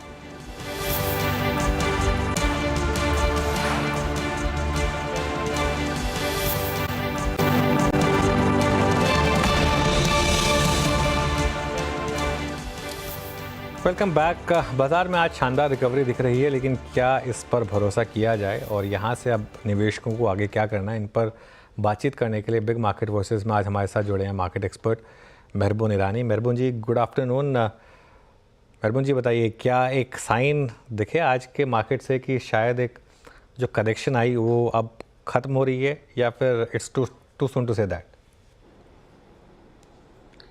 अनुज जी, अगर मैं बिल्कुल एक्सपीरियंस से बात करूं तो मैं एक चीज कहना चाहूंगा कि market always does axes on the upside and also on the downside. अभी प्रेडिक्ट करना कि यहाँ से, अगर आप मुझे पूछो प्रेडिक्ट करना, मैं कहूंगा कि यहाँ से कल के लो से या आज के लो से मार्केट और 3-3.5% और जा सकता है निफ्टी, और स्मॉल कैप शायद 6 से 7% और लुढ़क सकता है। प्रॉब्लम ये है कि पैसे बनाने का जो इजी तरीका था लोगों के पास, वो साइड में हो गया है, जो हम लोग लास्ट 3-4 हफ्ते से कहते आ रहे हैं। जो बात ध्यान में रखनी चाहिए कि जो काफी सारे स्टॉक्स ऐसे हैं जो भले निफ्टी 1500 पॉइंट नीचे आ गया ऊपर से, they are higher than what they were. इनका मतलब ये हो रहा है कि मार्केट में stock selection has become extremely important. ये कहना कि अल्टीमेटली निफ्टी 23,000 के पास सेटल हो जाएगा या स्मॉल कैप इंडेक्स 7% जाएगा, लेकिन ये जो प्रोसेस होता है जहां पूरा डाउनसाइड हुआ है, इसमें काफी सारे अपॉर्चुनिटी उभर कर आए हैं। मैं अभी ऑन द स्पॉट आपको 10-15-20 स्टॉक ऐसे दूंगा जो लार्ज मिड कैप्स है, which are possibly rolling at the all time highs. So market हमेशा आपको अपॉर्चुनिटीज प्रोवाइड करते जाता है, और हम लोग ब्लिंकर्स पहनते हैं, ये देखते हैं कि और कितना घटेगा और कितना घटेगा, और इसमें जो अपॉर्चुनिटी सामने आती है वो आके चले जाती है, and ultimately we end up buying the stocks at the higher prices than what the market provided an opportunity. ये हमेशा होते आ रहा है, ये बार भी हुआ है और होगा। The point is corporate results is the sole factor जिसके लिए मार्केट कटा हुआ है। कहना कि चाइना का स्टिमुलस, कहना कि यूएस इलेक्शन, कहना कि फेड, कहना कि अल्टीमेटली ट्रम्प जीतेगा तो यूक्रेन का वॉर खत्म हो सकता है, डॉलर थोड़ा स्लिप हो जाएगा, ऑयल का भाव थोड़ा घटेगा, अगर हैरिस आएगी, ये all this are things which are matter of conjecture. तो हम लोग we are trying to preempt what is going to happen. The main problem is corporate earnings, and market had a reason to correct, and market has corrected. रही बात FII की selling की, भले उसने पैसा चाइना में डाला और it is a different investment option, it's called, what is wrong in that? So somewhere market had become expensive, हम लोग अंधे हो गए थे। जब ये मार्केट अपॉर्चुनिटी देता है तो फिर से हम लोग अल्टीमेटली सेंटीमेंट इतना खराब हो जाता है कि we don't look at opportunities. I personally believe opportunities have come, clear disclosure, I have bought certain stocks in the market today. इसका मतलब ये नहीं कह रहा हूं कि market has bottomed out. There are whole lot of stocks which are still extremely expensive, जिसमें pain आना बाकी है, but there are opportunities in the market which I believe people should be looking at and buying into. Selective buying with a lot of understanding of the companies and ultimately knowing कि जो भी मैं खरीदता हूँ can fall another 3-5% more, but ultimately will provide me a much higher upside after the correction with the market has seen. I think that is where the opportunity is there in the market today. Okay अच्छा मेहरबून जी, मतलब ये 3-4 दिन के, पहले तो नमस्कार sir, Virendra बोल रहा हूँ ये 3-4 दिन के काफ़ी बड़े उलटफेर में, क्रैक में 23,800 का हमने कल ऑलमोस्ट दर्शन किया, बट PSU बैंक्स जो कि हिस्टोरिकली आपका एक कन्विक्शन जोन रहा भी है, PSU बैंक्स, इनका बिहेवियर ऑल टुगेदर डिफरेंट है। और SBI ने तो मेरे ख्याल से 1% पार्टिसिपेट नहीं किया। ये क्या दिखा रहा है आपको, specially the kind of numbers we have seen from BOB, bank of Baroda के नंबर्स के बाद? आपका टेक PSU बैंक्स पे? Virendra, honestly, I think I don't think there's any big gray matter या intelligence needed ये कहना कि private sector frontline banks like HDFC Bank, ICICI Bank, Axis, Kotak are providing an opportunity long term. I think everybody knows it. The point is हमें understand करना चाहिए कि market जहाँ पे FIs बेच रहा है और उनकी जो market cap है HDFC Bank की या ICICI Bank की, अगर उनको यहाँ से 10-15% बढ़ना हो तो there has to be a lot of money which should go into the stocks, जो अभी के लिए honestly retail investors can't do that. On the other hand, the public sector banks, I think the way they had corrected or fallen, I would say, from their highs, I think somewhere they came close to the book value. If we understand that the RBI has been very proactive with things, हमें belief है कि कहीं पर January, February में interest rate cut भी आ सकता है, ultimately credit deposit ratio which was there, the worst possibly could be over also. So I somewhere feel that PSU banks provided an opportunity, जो हम लोग ने 1-2 हफ्ते पहले बात की थी। और इतना सारा फॉल के बाद obviously whenever there is a bounce, the bounce could be as high as 5, 10, 15, 20%, जो PSU बैंक्स अभी प्रोवाइड कर रहा है। बैंक ऑफ बड़ौदा देख लीजिए आप, बैंक ऑफ इंडिया देख लीजिए, स्टेट बैंक ऑफ इंडिया देख लीजिए। I think all the stocks provided an opportunity because काफी सडनली सस्ते हो गए थे। So only from that angle I had found PSU banks space as a relative better bet as compared to private sector banks. I'm not against private sector banks, I'm holding some of them. But to make them go up will require a lot of money to go into these stocks. So abhi ke liye, honestly, the supply is more than the demand as far as this type of stocks go. Okay, meanwhile bank Nifty अब 1000 point से ज़्यादा ऊपर, और जो बात मैं और Veeru discuss कर रहे थे कि 52,200 शायद आज ही हिट कर ले अगर बैंक निफ्टी, तो सरप्राइज़ नहीं होना चाहिए। उस तरीके का मूव आ रहा था यहाँ पर। इसको रिफ्रेश करिए, हाई तो अब 52,262 हो गया, जो अभी करंट हाई है वो। कुछ दिक्कत है हमारे चार्ट में, लेकिन खैर एनीवे। मेहरबान जी, मेटल्स में क्या व्यू बन रहा है अब यहाँ पर, क्या स्टॉक्स लेंगे? आई थिंक ये चाइना स्टिमुलस की जो बात थी, हमें अंडरस्टैंड करना चाहिए कि चाइना को स्टिमुलस लाना जरूरी था। And as I said earlier, it is good for us as for the entire world because asset prices remain protected, downside nahi hai, because if China goes down under, the whole world is in trouble. But the stimulus ultimately attracted money from FIs. Now coming to China stimulus, will it have a positive impact on metals and metal prices? Answer is yes, over a longer time. But sentiment wise, this is a positive purely from the trading angle. Metals भी हमें understand करना चाहिए। Tata steel देख लीजिए, sell देख लीजिए। I think I am not gung-ho about them, neither fundamentally I speak anything positive. मैं कहूँगा कि the way this prices have come down, quick trade can also give you 5, 10, 15%. That's the only way I would put it, and that is my view on metals right now. Not in a great hurry, but जो company जिसके पास खुद के mines है, I think I am super gungo positive over the longer term on them, not the metal users like Tata Steel. Let me put it very simple. Because उसके लिए the global outlook has to improve considerably. But yes, metals at the moment are providing an opportunity purely from a trading angle. And some of them, like maybe a Hindalco, maybe a Vedanta, maybe a Hindustan Zinc, because they have their own minds, this could be great long-term bets also. अच्छा मेहरबून जी, आपका तजुर्बा क्या कहता है मतलब pharma stocks को लेकर, क्योंकि बहुत सारी कंपनियां जो हैं यूएस से अपना कारोबार लेके आती हैं, ये अमेरिका का चुनाव राष्ट्रपति पद का लाइकली टू बी वो कंपनियां जिनका सब्सटेंशियल जो रेवेन्यू है वो यूएस से आता है, जिसको हम उन्हीं के कारण तवज्जो देते हैं। आप फार्मा को कैसे रीड कर रहे हैं इस वक्त, क्योंकि प्राइस डैमेज इस बार फार्मा में भी हुआ है। फार्मा में आपके चुनिंदा स्टॉक्स क्या है इस वक्त? मैं कहूंगा कि फार्मा में बेसिकली मेरा व्यू सेम है कि आई थिंक 2 हफ्ते पहले भी आई थिंक आप ही ने या अनुज जी ने सवाल पूछा था, मैंने कहा था कि I got nothing against pharma but only problem was the valuations. आप मुझे बताइए, आप आइडेंटिफाई कर दीजिए 5-10 स्टॉक जिसकी P ratio is less than 25 in the pharma bank. अगर 30-35 का PO, why should I go and bye them in a Hari when the overall scenario it's not looking very attractive. That was the only reservation I had on pharma, but I would say that downside is limited in most of them. But पैसा बनाना is not going to be easy in the pharma pack. अगर इस पर मुझे आप पूछो क्या मुझे पसंद है, मैं कहूँगा there are names like an FDC, there are names like a Kaplan Point Laboratories, where I have been positive, personally holding those stocks, and I have been positive on them. So one has to remain, even in some of the small caps and mid cap pharma companies, a name like a Copran, which announced excellent results over the last 2 quarters. I think if you have 1 or 2 more quarters, good quarters, the stock could be even 20-25% higher. Again, disclosure, I'm holding those stocks. So, yes, pharma may selectively there could be an opportunity, but on the whole, if you ask me, on an average basis, most of these pharma stocks otherwise look a little bit expensive to me. Chemicals में अब क्या भी बन रहा है मेहरबून जी, और कोई stocks अगर आपने यहाँ लिए हैं इस फॉल में? तो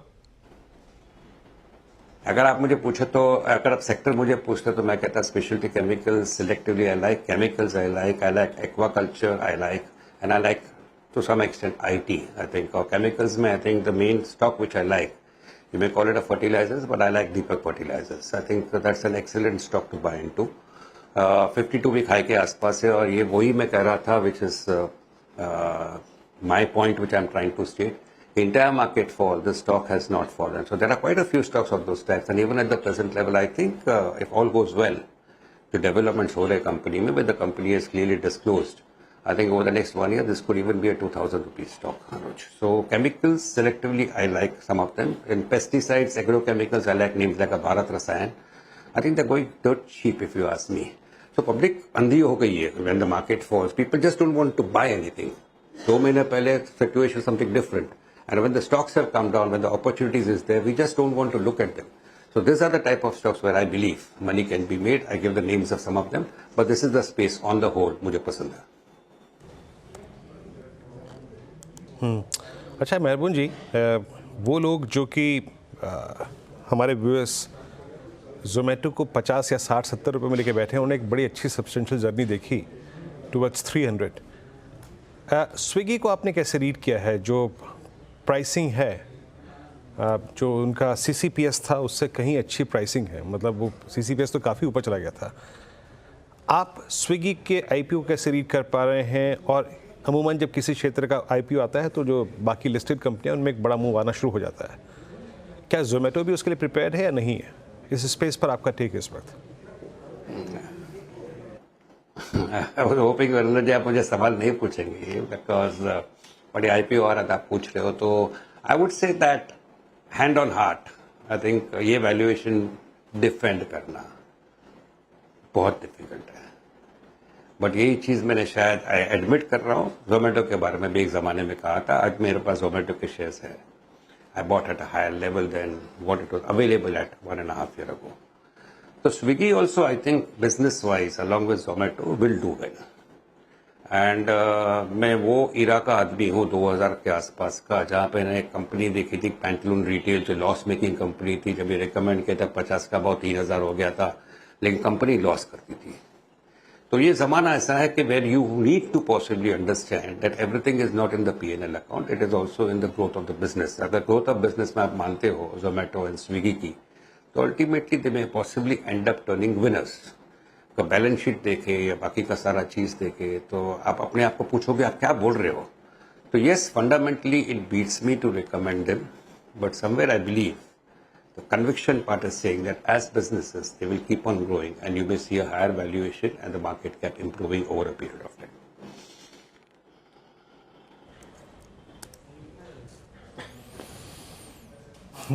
चलिए मेहरबान जी, बहुत बहुत शुक्रिया इस कार्यक्रम में आप शामिल हुए। और वाकई थोड़ी सी मुश्किल घड़ी है, लेकिन जब एक थोड़ा सा और बाज़ार कहीं स्टेबल होगा तो एक और अच्छी मंत्रणा में आपसे जुड़ेंगे और एक क्लियर सेंस लेने की कोशिश करेंगे कि आपने क्या क्या जोड़ा, क्या क्या ऐड किया इन प्राइसेस पे। बहुत बहुत शुक्रिया इस कार्यक्रम में शामिल होने के लिए।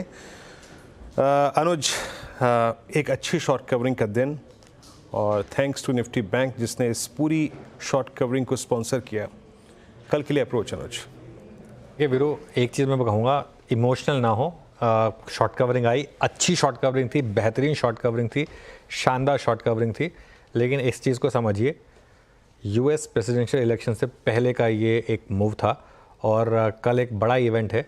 और आई थिंक कुछ हद तक वीरू एक जो बहुत कुछ अर्ली वहाँ से स्विंग कुछ यूएस के पोल से कुछ इंडिकेशंस आ रहे होंगे जो मार्केट ने सेंस करने की कोशिश की है, लेकिन कल मार्केट इसके ऊपर रिएक्ट करेगा और ये एक बहुत बड़ा इवेंट है।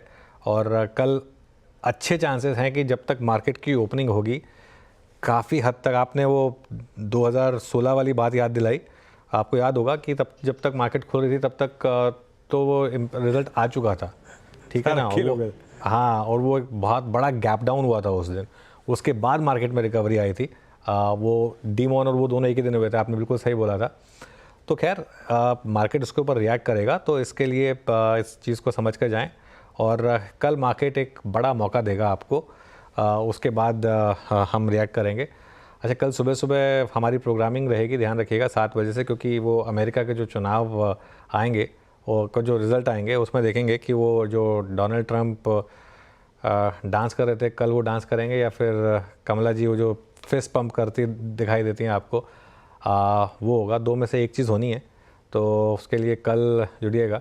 ये देखिए, एक चीज़ तो है वैसे वीरू, मैं ना एक मेरा एक क्या कहते हैं इसको, आप सपना मान लीजिए, मैं आप अगली बार हो सकता है मैं कर भी लूँ कि एक बार यूएस के इलेक्शन को वहीं से रिपोर्ट करने का एक अलग ही वहाँ पर मूड माहौल होता होगा इस समय, जिस तरीके से ये इलेक्शन कैंपेन चली है। अच्छा, एक चीज़ तो होगी, कम से कम एक कैंपेन ख़त्म होगी वहाँ पर भी कैंपेन काफ़ी बहुत ज़्यादा इस बार विशेष रही है दोनों की तरफ से, तो एटलीस्ट वो एक ख़त्म होगी और the world will move back to normalcy. लेकिन जो भी है, कल इस तमाशे का अंत होगा, देखते हैं किस करवट मुठ बैठता है।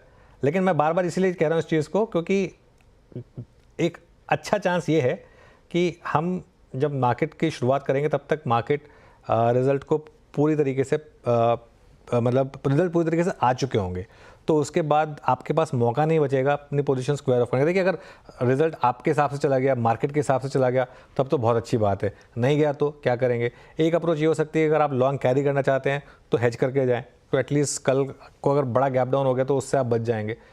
वरना बेटर यही रहेगा कि कल मार्केट आपको मौके देगा, चाहे गैप अप दे, गैप डाउन दे, उसके बाद भी मौके देगा कल आपको वीरू।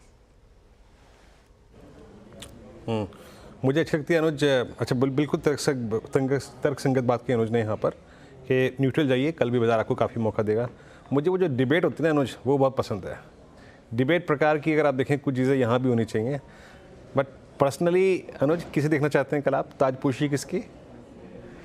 नहीं, मैं इस पर कोई आंसर नहीं दूंगा वीरू, क्योंकि आई थिंक ये फ्रैंकली स्पीकिंग हमें बोलना भी नहीं चाहिए। ना सिर्फ मैं तो ये चीज़ बोलता हूँ, पहले मैं खैर काफ़ी आउटस्पोकन होता था इन चीज़ों को लेकर, लेकिन अब तो मैंने लाइफ में एक डिसीजन लिया है कि पॉलिटिक्स को लेकर अपना व्यू मैं कभी नहीं बताऊंगा, चाहे डोमेस्टिक पॉलिटिक्स हो चाहे ग्लोबल पॉलिटिक्स हो, कभी भी नहीं। वो एक मेरा व्यू है, वो मेरे पास रहेगा। वो किसी और को बताने की मुझे ज़रूरत नहीं है, ना मैं बताना चाहता हूँ, और ना ही ये फेयर होता है फ्रैंकली एक किसी भी न्यूज़ पर्सनैलिटी का बोलना, क्योंकि आप कुछ भी बोल लें, कोई ना कोई कहीं ना कहीं लॉजिक ढूंढ लेता है उसमें। तो इसके लिए मैं इसमें कुछ नहीं बोलूँगा, मैं सिर्फ जो भी आएगा मैं बस उसको रिपोर्ट करूँगा। पर अनुज, एक बात है, एक चीज़ ने बड़ा प्रभावित किया था ट्रंप के पहले कार्यकाल ने। उनके कार्यकाल में दुनिया भर में एक गोली नहीं चली, ये आप मानते हैं? मतलब खैर नॉर्थ कोरिया से बहुत ये तो बहुत खराब लोगों का संबंध मानना थे है यूएस के। ये तो उसके बहुत लोगों बावजूद का ये मानना है शख्स जाके हैं मिल के आए। ये तो बहुत लोगों का मानना है कि अगर ट्रंप प्रेसिडेंट होते तो शायद वो रशिया यूक्रेन वॉर ना होती, शायद इजराइल हमास भी ना होता। ये सब कंजेक्चर है, लेकिन कह नहीं सकते। लेकिन ये तो काफ़ी लोगों का मानना है कि बिटवीन डेमोक्रेट्स एंड रिपब्लिकन्स ये फ़र्क है एक। लेकिन खैर कल वर्डिक्ट आ जाएगा, उसके बाद देखेंगे दिस वे और दैट। अभी फ़िलहाल यतिन के पास चलते हैं और डीलिंग रूम का हाल जानते हैं, उसके बाद BT ST भी ट्रेड लेंगे। यतिन बताइए। तो डीलर्स जो हैं वो आज थोड़े बहुत एक रिलीफ रैली की जो अपेक्षा थी उस पर थोड़े बहुत क्लाइंट्स को लॉन्ग ट्रेड्स ही करवा रहे हैं। दो स्टॉक्स जो डीलर्स को पसंद आ रहे हैं at this point in time, Tata power जहां 450 460 तक के उनको पोजीशनल टारगेट्स लगते हैं कि आ सकते हैं, और काफ़ी सारे डोमेस्टिक म्यूचुअल फंड्स यहाँ खरीदारी कर रहे हैं, ऐसा डीलिंग रूम्स का मानना है। इसके अलावा L&T फाइनेंस, ये भी एक स्टॉक है फाइनेंशियल्स में से जहां डीलर्स BT ST की सलाह दे रहे हैं 148 150 तक के टारगेट्स के लिए। नवंबर फ्यूचर्स की मैं बात कर रहा हूं। और जहां तक कि काउंटर का सवाल है, डीलर्स को लगता है कि FI की जो बिकवाली थी वो खत्म होने को आई है, तो शायद यहां से एक छोटा बाउंस बैक और भी आपको 1-2 सत्र में आना चाहिए। बिल्कुल, तो ये इस समय डीलिंग रूम का व्यू। चलिए अब BT ST STBT टाइम। गावा सर क्या कैरी करें? Well I think Jubilant food setup इसलिए बोल रहा हूँ कि 7-8 हफ्ते से एक गिरावट आई है, बाउंस अच्छी जगह से 200 डे मूविंग एवरेज ट्रेड करा है 591, टारगेट 610 के, स्टॉप होगा 585 Jubilant food. Okay, Jubilant food. Rachna ji आप क्या कैरी करेंगे? जी मेरी तरफ से रिलायंस रहेगा। रिलायंस में 1300 के SL के साथ फ्यूचर्स को लॉन्ग करेंगे और 1340 का टारगेट रखेंगे।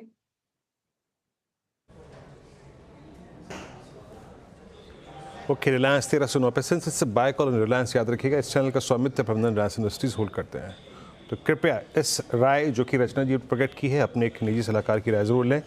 मानस आप क्या कैरी करेंगे? देखिए भारत फोर्ज में खरीदारी की जा सकती है क्योंकि inverse head and shoulder pattern का ब्रेकआउट देखने को मिला है। 20 डे मूविंग एवरेज के ऊपर स्टॉक चल रहा है, तो यहाँ पर खरीदारी की जा सकती है। 1439 के स्टॉप लॉस से खरीदारी करेंगे और 1500 के टारगेट सेट करेंगे। ओके, श्रीकांत जी आपका ट्रेड? तो वीरेंद्र देखिए, मुझे यहाँ पे है ना बैंक स्टॉक्स में ही लगता है कि मोमेंटम जारी रहेगा, और उसमें एक्सिस बैंक यहाँ पे अगर आप देखें तो काफी अच्छा एक डबल बॉटम फॉर्मेशन इसने बनाया है। 1170 के करीब की क्लोजिंग है, और यहाँ से अगर इसमें मोमेंटम बनता है तो मुझे लगता है स्टॉक कम से कम 1230 1235 के लेवल्स दिखा सकता है। तो करंट लेवल से एक्सिस बैंक को खरीदने की राय रहेगी, और मैं स्टॉप लॉस यहाँ पे रखूंगा एट 1130 का। ओके, सोनी जी आपने क्या कैरी किया कल के लिए?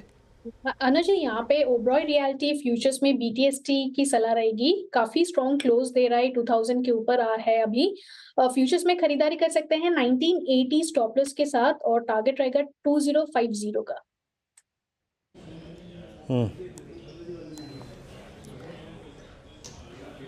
जी मार्केट ब्रेथ जी इस बीच हाँ कॉल्स हो गए पूरे। एक बार मार्केट ब्रेथ को देख लेते हैं। रिकवरी ठीक ठाक रही, शॉर्ट कवरिंग ठीक ठाक रही। इसमें शॉर्ट कवरिंग का कितना अगर आप देखें योगदान था उसको देखने की कोशिश करते हैं एक बार। और short covering, long unwinding, shorting और फ्रेश लॉन्ग सब अगर आप इन आंकड़ों को कंबाइन करके देखें तो ये रिजल्ट्स आपकी स्क्रीन पे हैं। आज लॉन्ग भी काफ़ी बने हैं। मेरे ख्याल से बाज़ार बहुत सारे स्टॉक्स में रिवॉर्ड खोज रहा था। मेटल्स में बहुत अच्छे आप देखें आज लॉन्ग बिल्डअप हुआ है। शॉर्ट कवरिंग 41 में शॉर्ट है, और लॉन्ग अनवाइंडिंग करीब 10 में। आइए देखते हैं एक एक करके स्टॉक फ्यूचर्स को जो कि आज पार्टिसिपेट कर रहे थे लॉन्ग में, शॉर्ट में। देखिए JSW स्टील, सेल लॉन्ग, जुबिलेंट फूड्स में लॉन्ग हुआ। इंटरेस्टिंगली मैं सोच रहा था शायद ये शॉर्ट कवरिंग है, बट मन्नापुरम फाइनेंस NMDC आज अच्छा करते हुए यहाँ पे लॉन्ग हुआ है। और अब लेके आइए जरा शॉर्ट कवरिंग वाली slide. Vodafone Idea, Tata steel short covering, Bajaj auto short covering, Bata में आज सुबह क्रैक हुआ, सब्सटेंशली क्रैक हुआ, लेकिन उसके बाद शॉर्ट कवरिंग NSRF में। और उसके बाद है शॉर्ट बिल्डअप में JK सीमेंट्स, ABB में शॉर्ट बिल्डअप हुआ, बर्जर पेंट्स में शॉर्ट बिल्डअप हुआ पोस्ट अर्निंग्स, और कॉनकॉल और एल्केम लैब और ट्रेंट में आज शॉर्टिंग हुई। और ये थी long unwinding. AU small finance bank, coal India, ICICI pro, info edge और एस्कॉट्स। अच्छा एक बार स्क्रीन पे रखिएगा एस्कॉट्स रखिएगा। मैं मार्क करके इस स्टॉक को बैठा था, शायद बात नहीं कर पाया। 3710 पे आके ये क्लोज हुआ, नहीं छोड़ता हूँ, मैं माह करके तो बैठा था, लेकिन मैं इसको पिक नहीं करूँगा। क्यों? क्योंकि ये अभी भी उस चैनल के बीच में ट्रैप्ड है, जिससे शायद अभी तक निकला नहीं है। दूसरा स्टॉक जो मैं एक आई थिंक मार्क करके बैठा था वो था चोला। चोला को मैंने पिक किया था कैंडल रिवर्सल के दृष्टिकोण से बात करूंगा इस पे। Soni ji extremely oversold stock, मेरे ख्याल से शॉर्ट पे सुबह पैसा भी बना लोगों का, लेकिन फाइनली लोगों ने शॉर्ट कवर किया। और क्या ये आपको कैंडल रिवर्सल की सारी प्रॉपर्टीज़ जो हैं वो फुलफिल होती हुई नज़र आ रही हैं? क्या आप किसी पुल बैक ट्रेड के इच्छुक हैं यहाँ पर? वीरेंद्र जी 1250 लेवल से रिवर्सल दिखा रहा है, बट आज वॉल्यूम से यहाँ पे और RSI MACD में भी पॉजिटिव डाइवर्जेंस है, सो मोस्ट लाइकली पहला संकेत है, आज दिखा रहा है बुलिश एंगल्फिंग कैंडल पैटर्न भी बना रहा है एक तरीके से। कहीं ना कहीं अगर वो 1290 और 1300 रेंज को कल क्रॉस करता है तो डबल कंफर्मेशन रहेगा और वहां से टुवर्ड्स 1340 1350 को टेस्ट कर सकता है। सो मुझे लगता है सपोर्ट स्ट्रांग है, 1250 के साथ यहाँ पे होल्ड कर सकते हैं।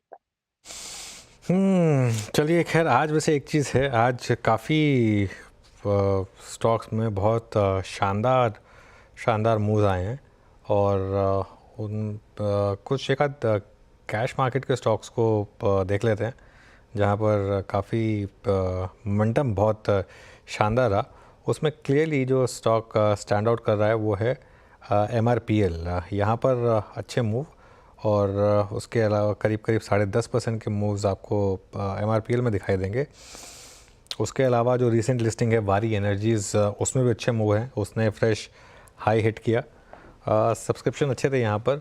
एफकॉन्स इंफ्रा, यहाँ पर थोड़े से अच्छे मूव आए हैं। जो रीसेंट लिस्टिंग है आई थिंक कल डिस्काउंट पे लिस्ट हुई, लेकिन उसके बाद ग्रीन में बंद हुई थी फाइनली, और अब 4% और यहाँ पर अच्छे मूव्स आए। तो कुछ स्टॉक्स हैं जहाँ पर मूव्स अच्छे हैं, लेकिन दूसरी तरफ ओला इलेक्ट्रिक देखिए आप ज़रा। ओला इलेक्ट्रिक करीब अब 8% नीचे, और अब ये स्टॉक वीरो अपने IPO प्राइस के नीचे आ गया है। जी हाँ, और अगर आपने इस मोमेंटम को चेज़ किया था पिछले महीने, 157 वाला स्टॉक 74 पर, आई थिंक मतलब लिटरली हाफ से भी ज़्यादा, करीब 52% के करीब की गिरावट आई है पिछले 2 से ढाई महीने में यहाँ पर इस स्टॉक में भी। मुझे याद है अनुज, रक्षाबंधन के दिन इसका हाई था 156 रुपये के आसपास, मुझे अच्छी तरह याद है। मैं उस दिन छुट्टी पे था, घर से देख रहा था बैठ के आप लोगों को मैं। 56 का इसका हाई था और आज 74 रुपये हो गया। डिस्ट्रक्शन हुआ है यहाँ पे, और आई थिंक अनाप शनाप वैल्यूएशंस को चेस करना, आई थिंक शायद वही एक इम्पैक्ट है। बाकी न्यूज़ पे भी कुछ ऐसे रहे। चलिए अभी क्लोजिंग की तरफ बढ़ते हैं और मार्क करने लायक और क्या क्या है यहाँ पर। अच्छा, एक बार आज के इस रिकवरी में एक स्पेस, उसका योगदान रहा कि नहीं रहा उसको देखते हैं। Let's bring Nifty FMCG। मैं यहाँ पे ये बात क्यों कह रहा हूँ, निफ्टी FMCG इस सीरीज़ में सबसे बड़े शॉर्ट्स लेके आया है अपने साथ। आज ये इंडेक्स जो है वो थोड़ा पॉज मोड में रहा। आज 248 अंक नीचे है, आज करीब 58,587 पे। आज इसने एग्जैक्टली क्लोज दिया 200 डे एक्सपोनेंशियल मूविंग एवरेज के पास। सुबह हमने क्रैक देखा था ITC में। मानस, आपकी रीडिंग क्या कह रही है? अब जब बाजार में हल्का सा एक शॉर्ट कवरिंग का दौर आया, अगर मैं आपसे कहूं कि किसी दिन आपको शॉर्ट कवरिंग में पार्टिसिपेट करने के लिए एक FMCG स्टॉक पिक करना है, तो वो क्या होगा? क्योंकि ITC में भी फाइनली ब्रेकडाउन तो है ही। तो देखिए, अभी तक कहीं पर ऐसा कोई रिवर्सल का साइन तो जो भी जितने भी FMCG उसमें नहीं लग रहा है, लेकिन एक स्टॉक ऐसा है जो फ्रेश ब्रेकडाउन नहीं दिखा रहा है, और वो है मैरिको। अगर आप देखिए तो करीब 6 सेशन से ये 200 डे मूविंग एवरेज के आसपास सपोर्ट ले लेता है, वहां पे एक छोटा सा पुल बैक देखने को मिलता है। तो यहाँ पर अब 620 के नीचे जाना थोड़ा सा मुश्किल लग रहा है। तो अगर एक पोजीशन ट्रेड लेना होगा तो मैरिको में लेंगे 619 के स्टॉप लॉस से, और स्टॉक 642 के ऊपर निकलेगा तो कम से कम 665 के टारगेट दिखा देगा। अच्छा, मैरिको एक वो स्टॉक है जिसमें अर्निंग्स का सपोर्ट भी था इस बार। मैरिको की अर्निंग्स अच्छी थी, तो उसी लिए अगर आप देखें तो यहाँ पे ये कंफर्ट है। मानस के पास 24,200, तो ये शॉर्ट कवरिंग हमको यहाँ तक लेके आई। 52,150 ये शॉर्ट कवरिंग निफ्टी बैंक को यहाँ तक लेके आई, और निफ्टी IT फाइनली ये दूसरा कंसेक्यूटिव क्लोज है at and slightly above 100 day exponential moving average. अब इस बात को यहाँ पे कहना इसलिए ज़रूरी है, जरा प्लीज़ निफ्टी आईटी पर एक बार 100 डे में ड्रॉ कर दीजिएगा।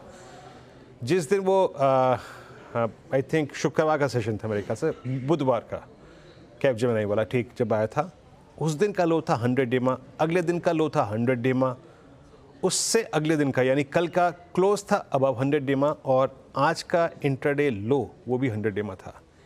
यानी पिछले 4 दिन का प्राइस जाके अरेस्ट हो रहा है एक बड़े डिप के बाद क्लोजर टू 100 डे में।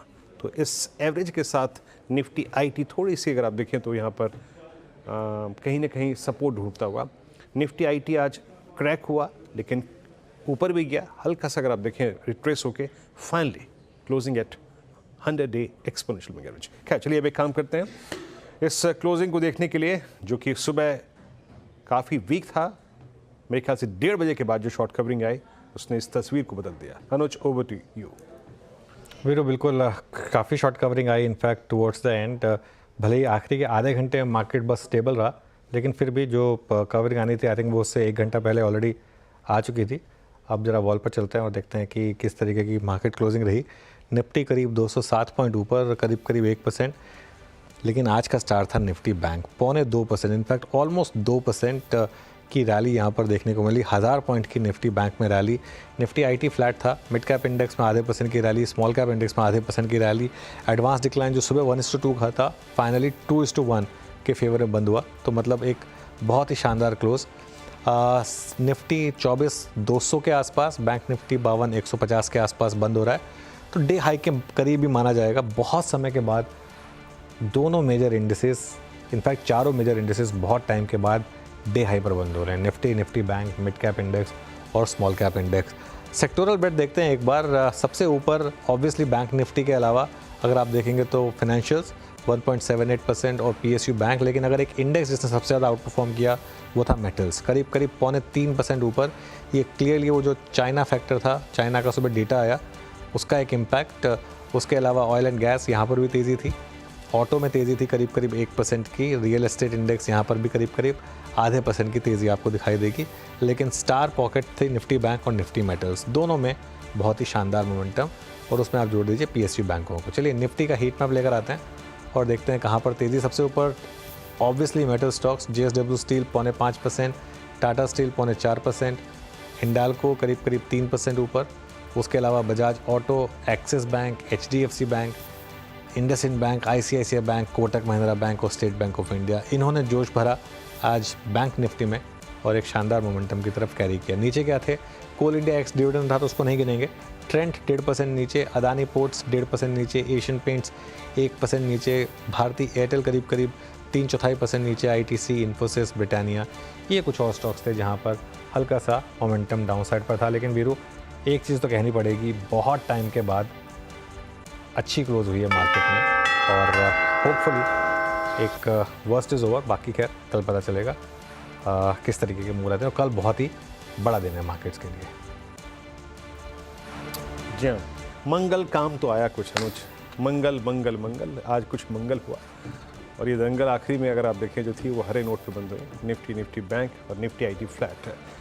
कल महत्वपूर्ण दिन और सीएनबीसी आवाज़ पर सुबह से इसकी कवरेज जारी रहेगी। 7 बजे आपसे मुलाकात होगी पूरे पैनल की, और बड़ा कार्यक्रम मुनाफे की तैयारी अनुज के साथ 8 बजे। तब तक के लिए नमस्कार।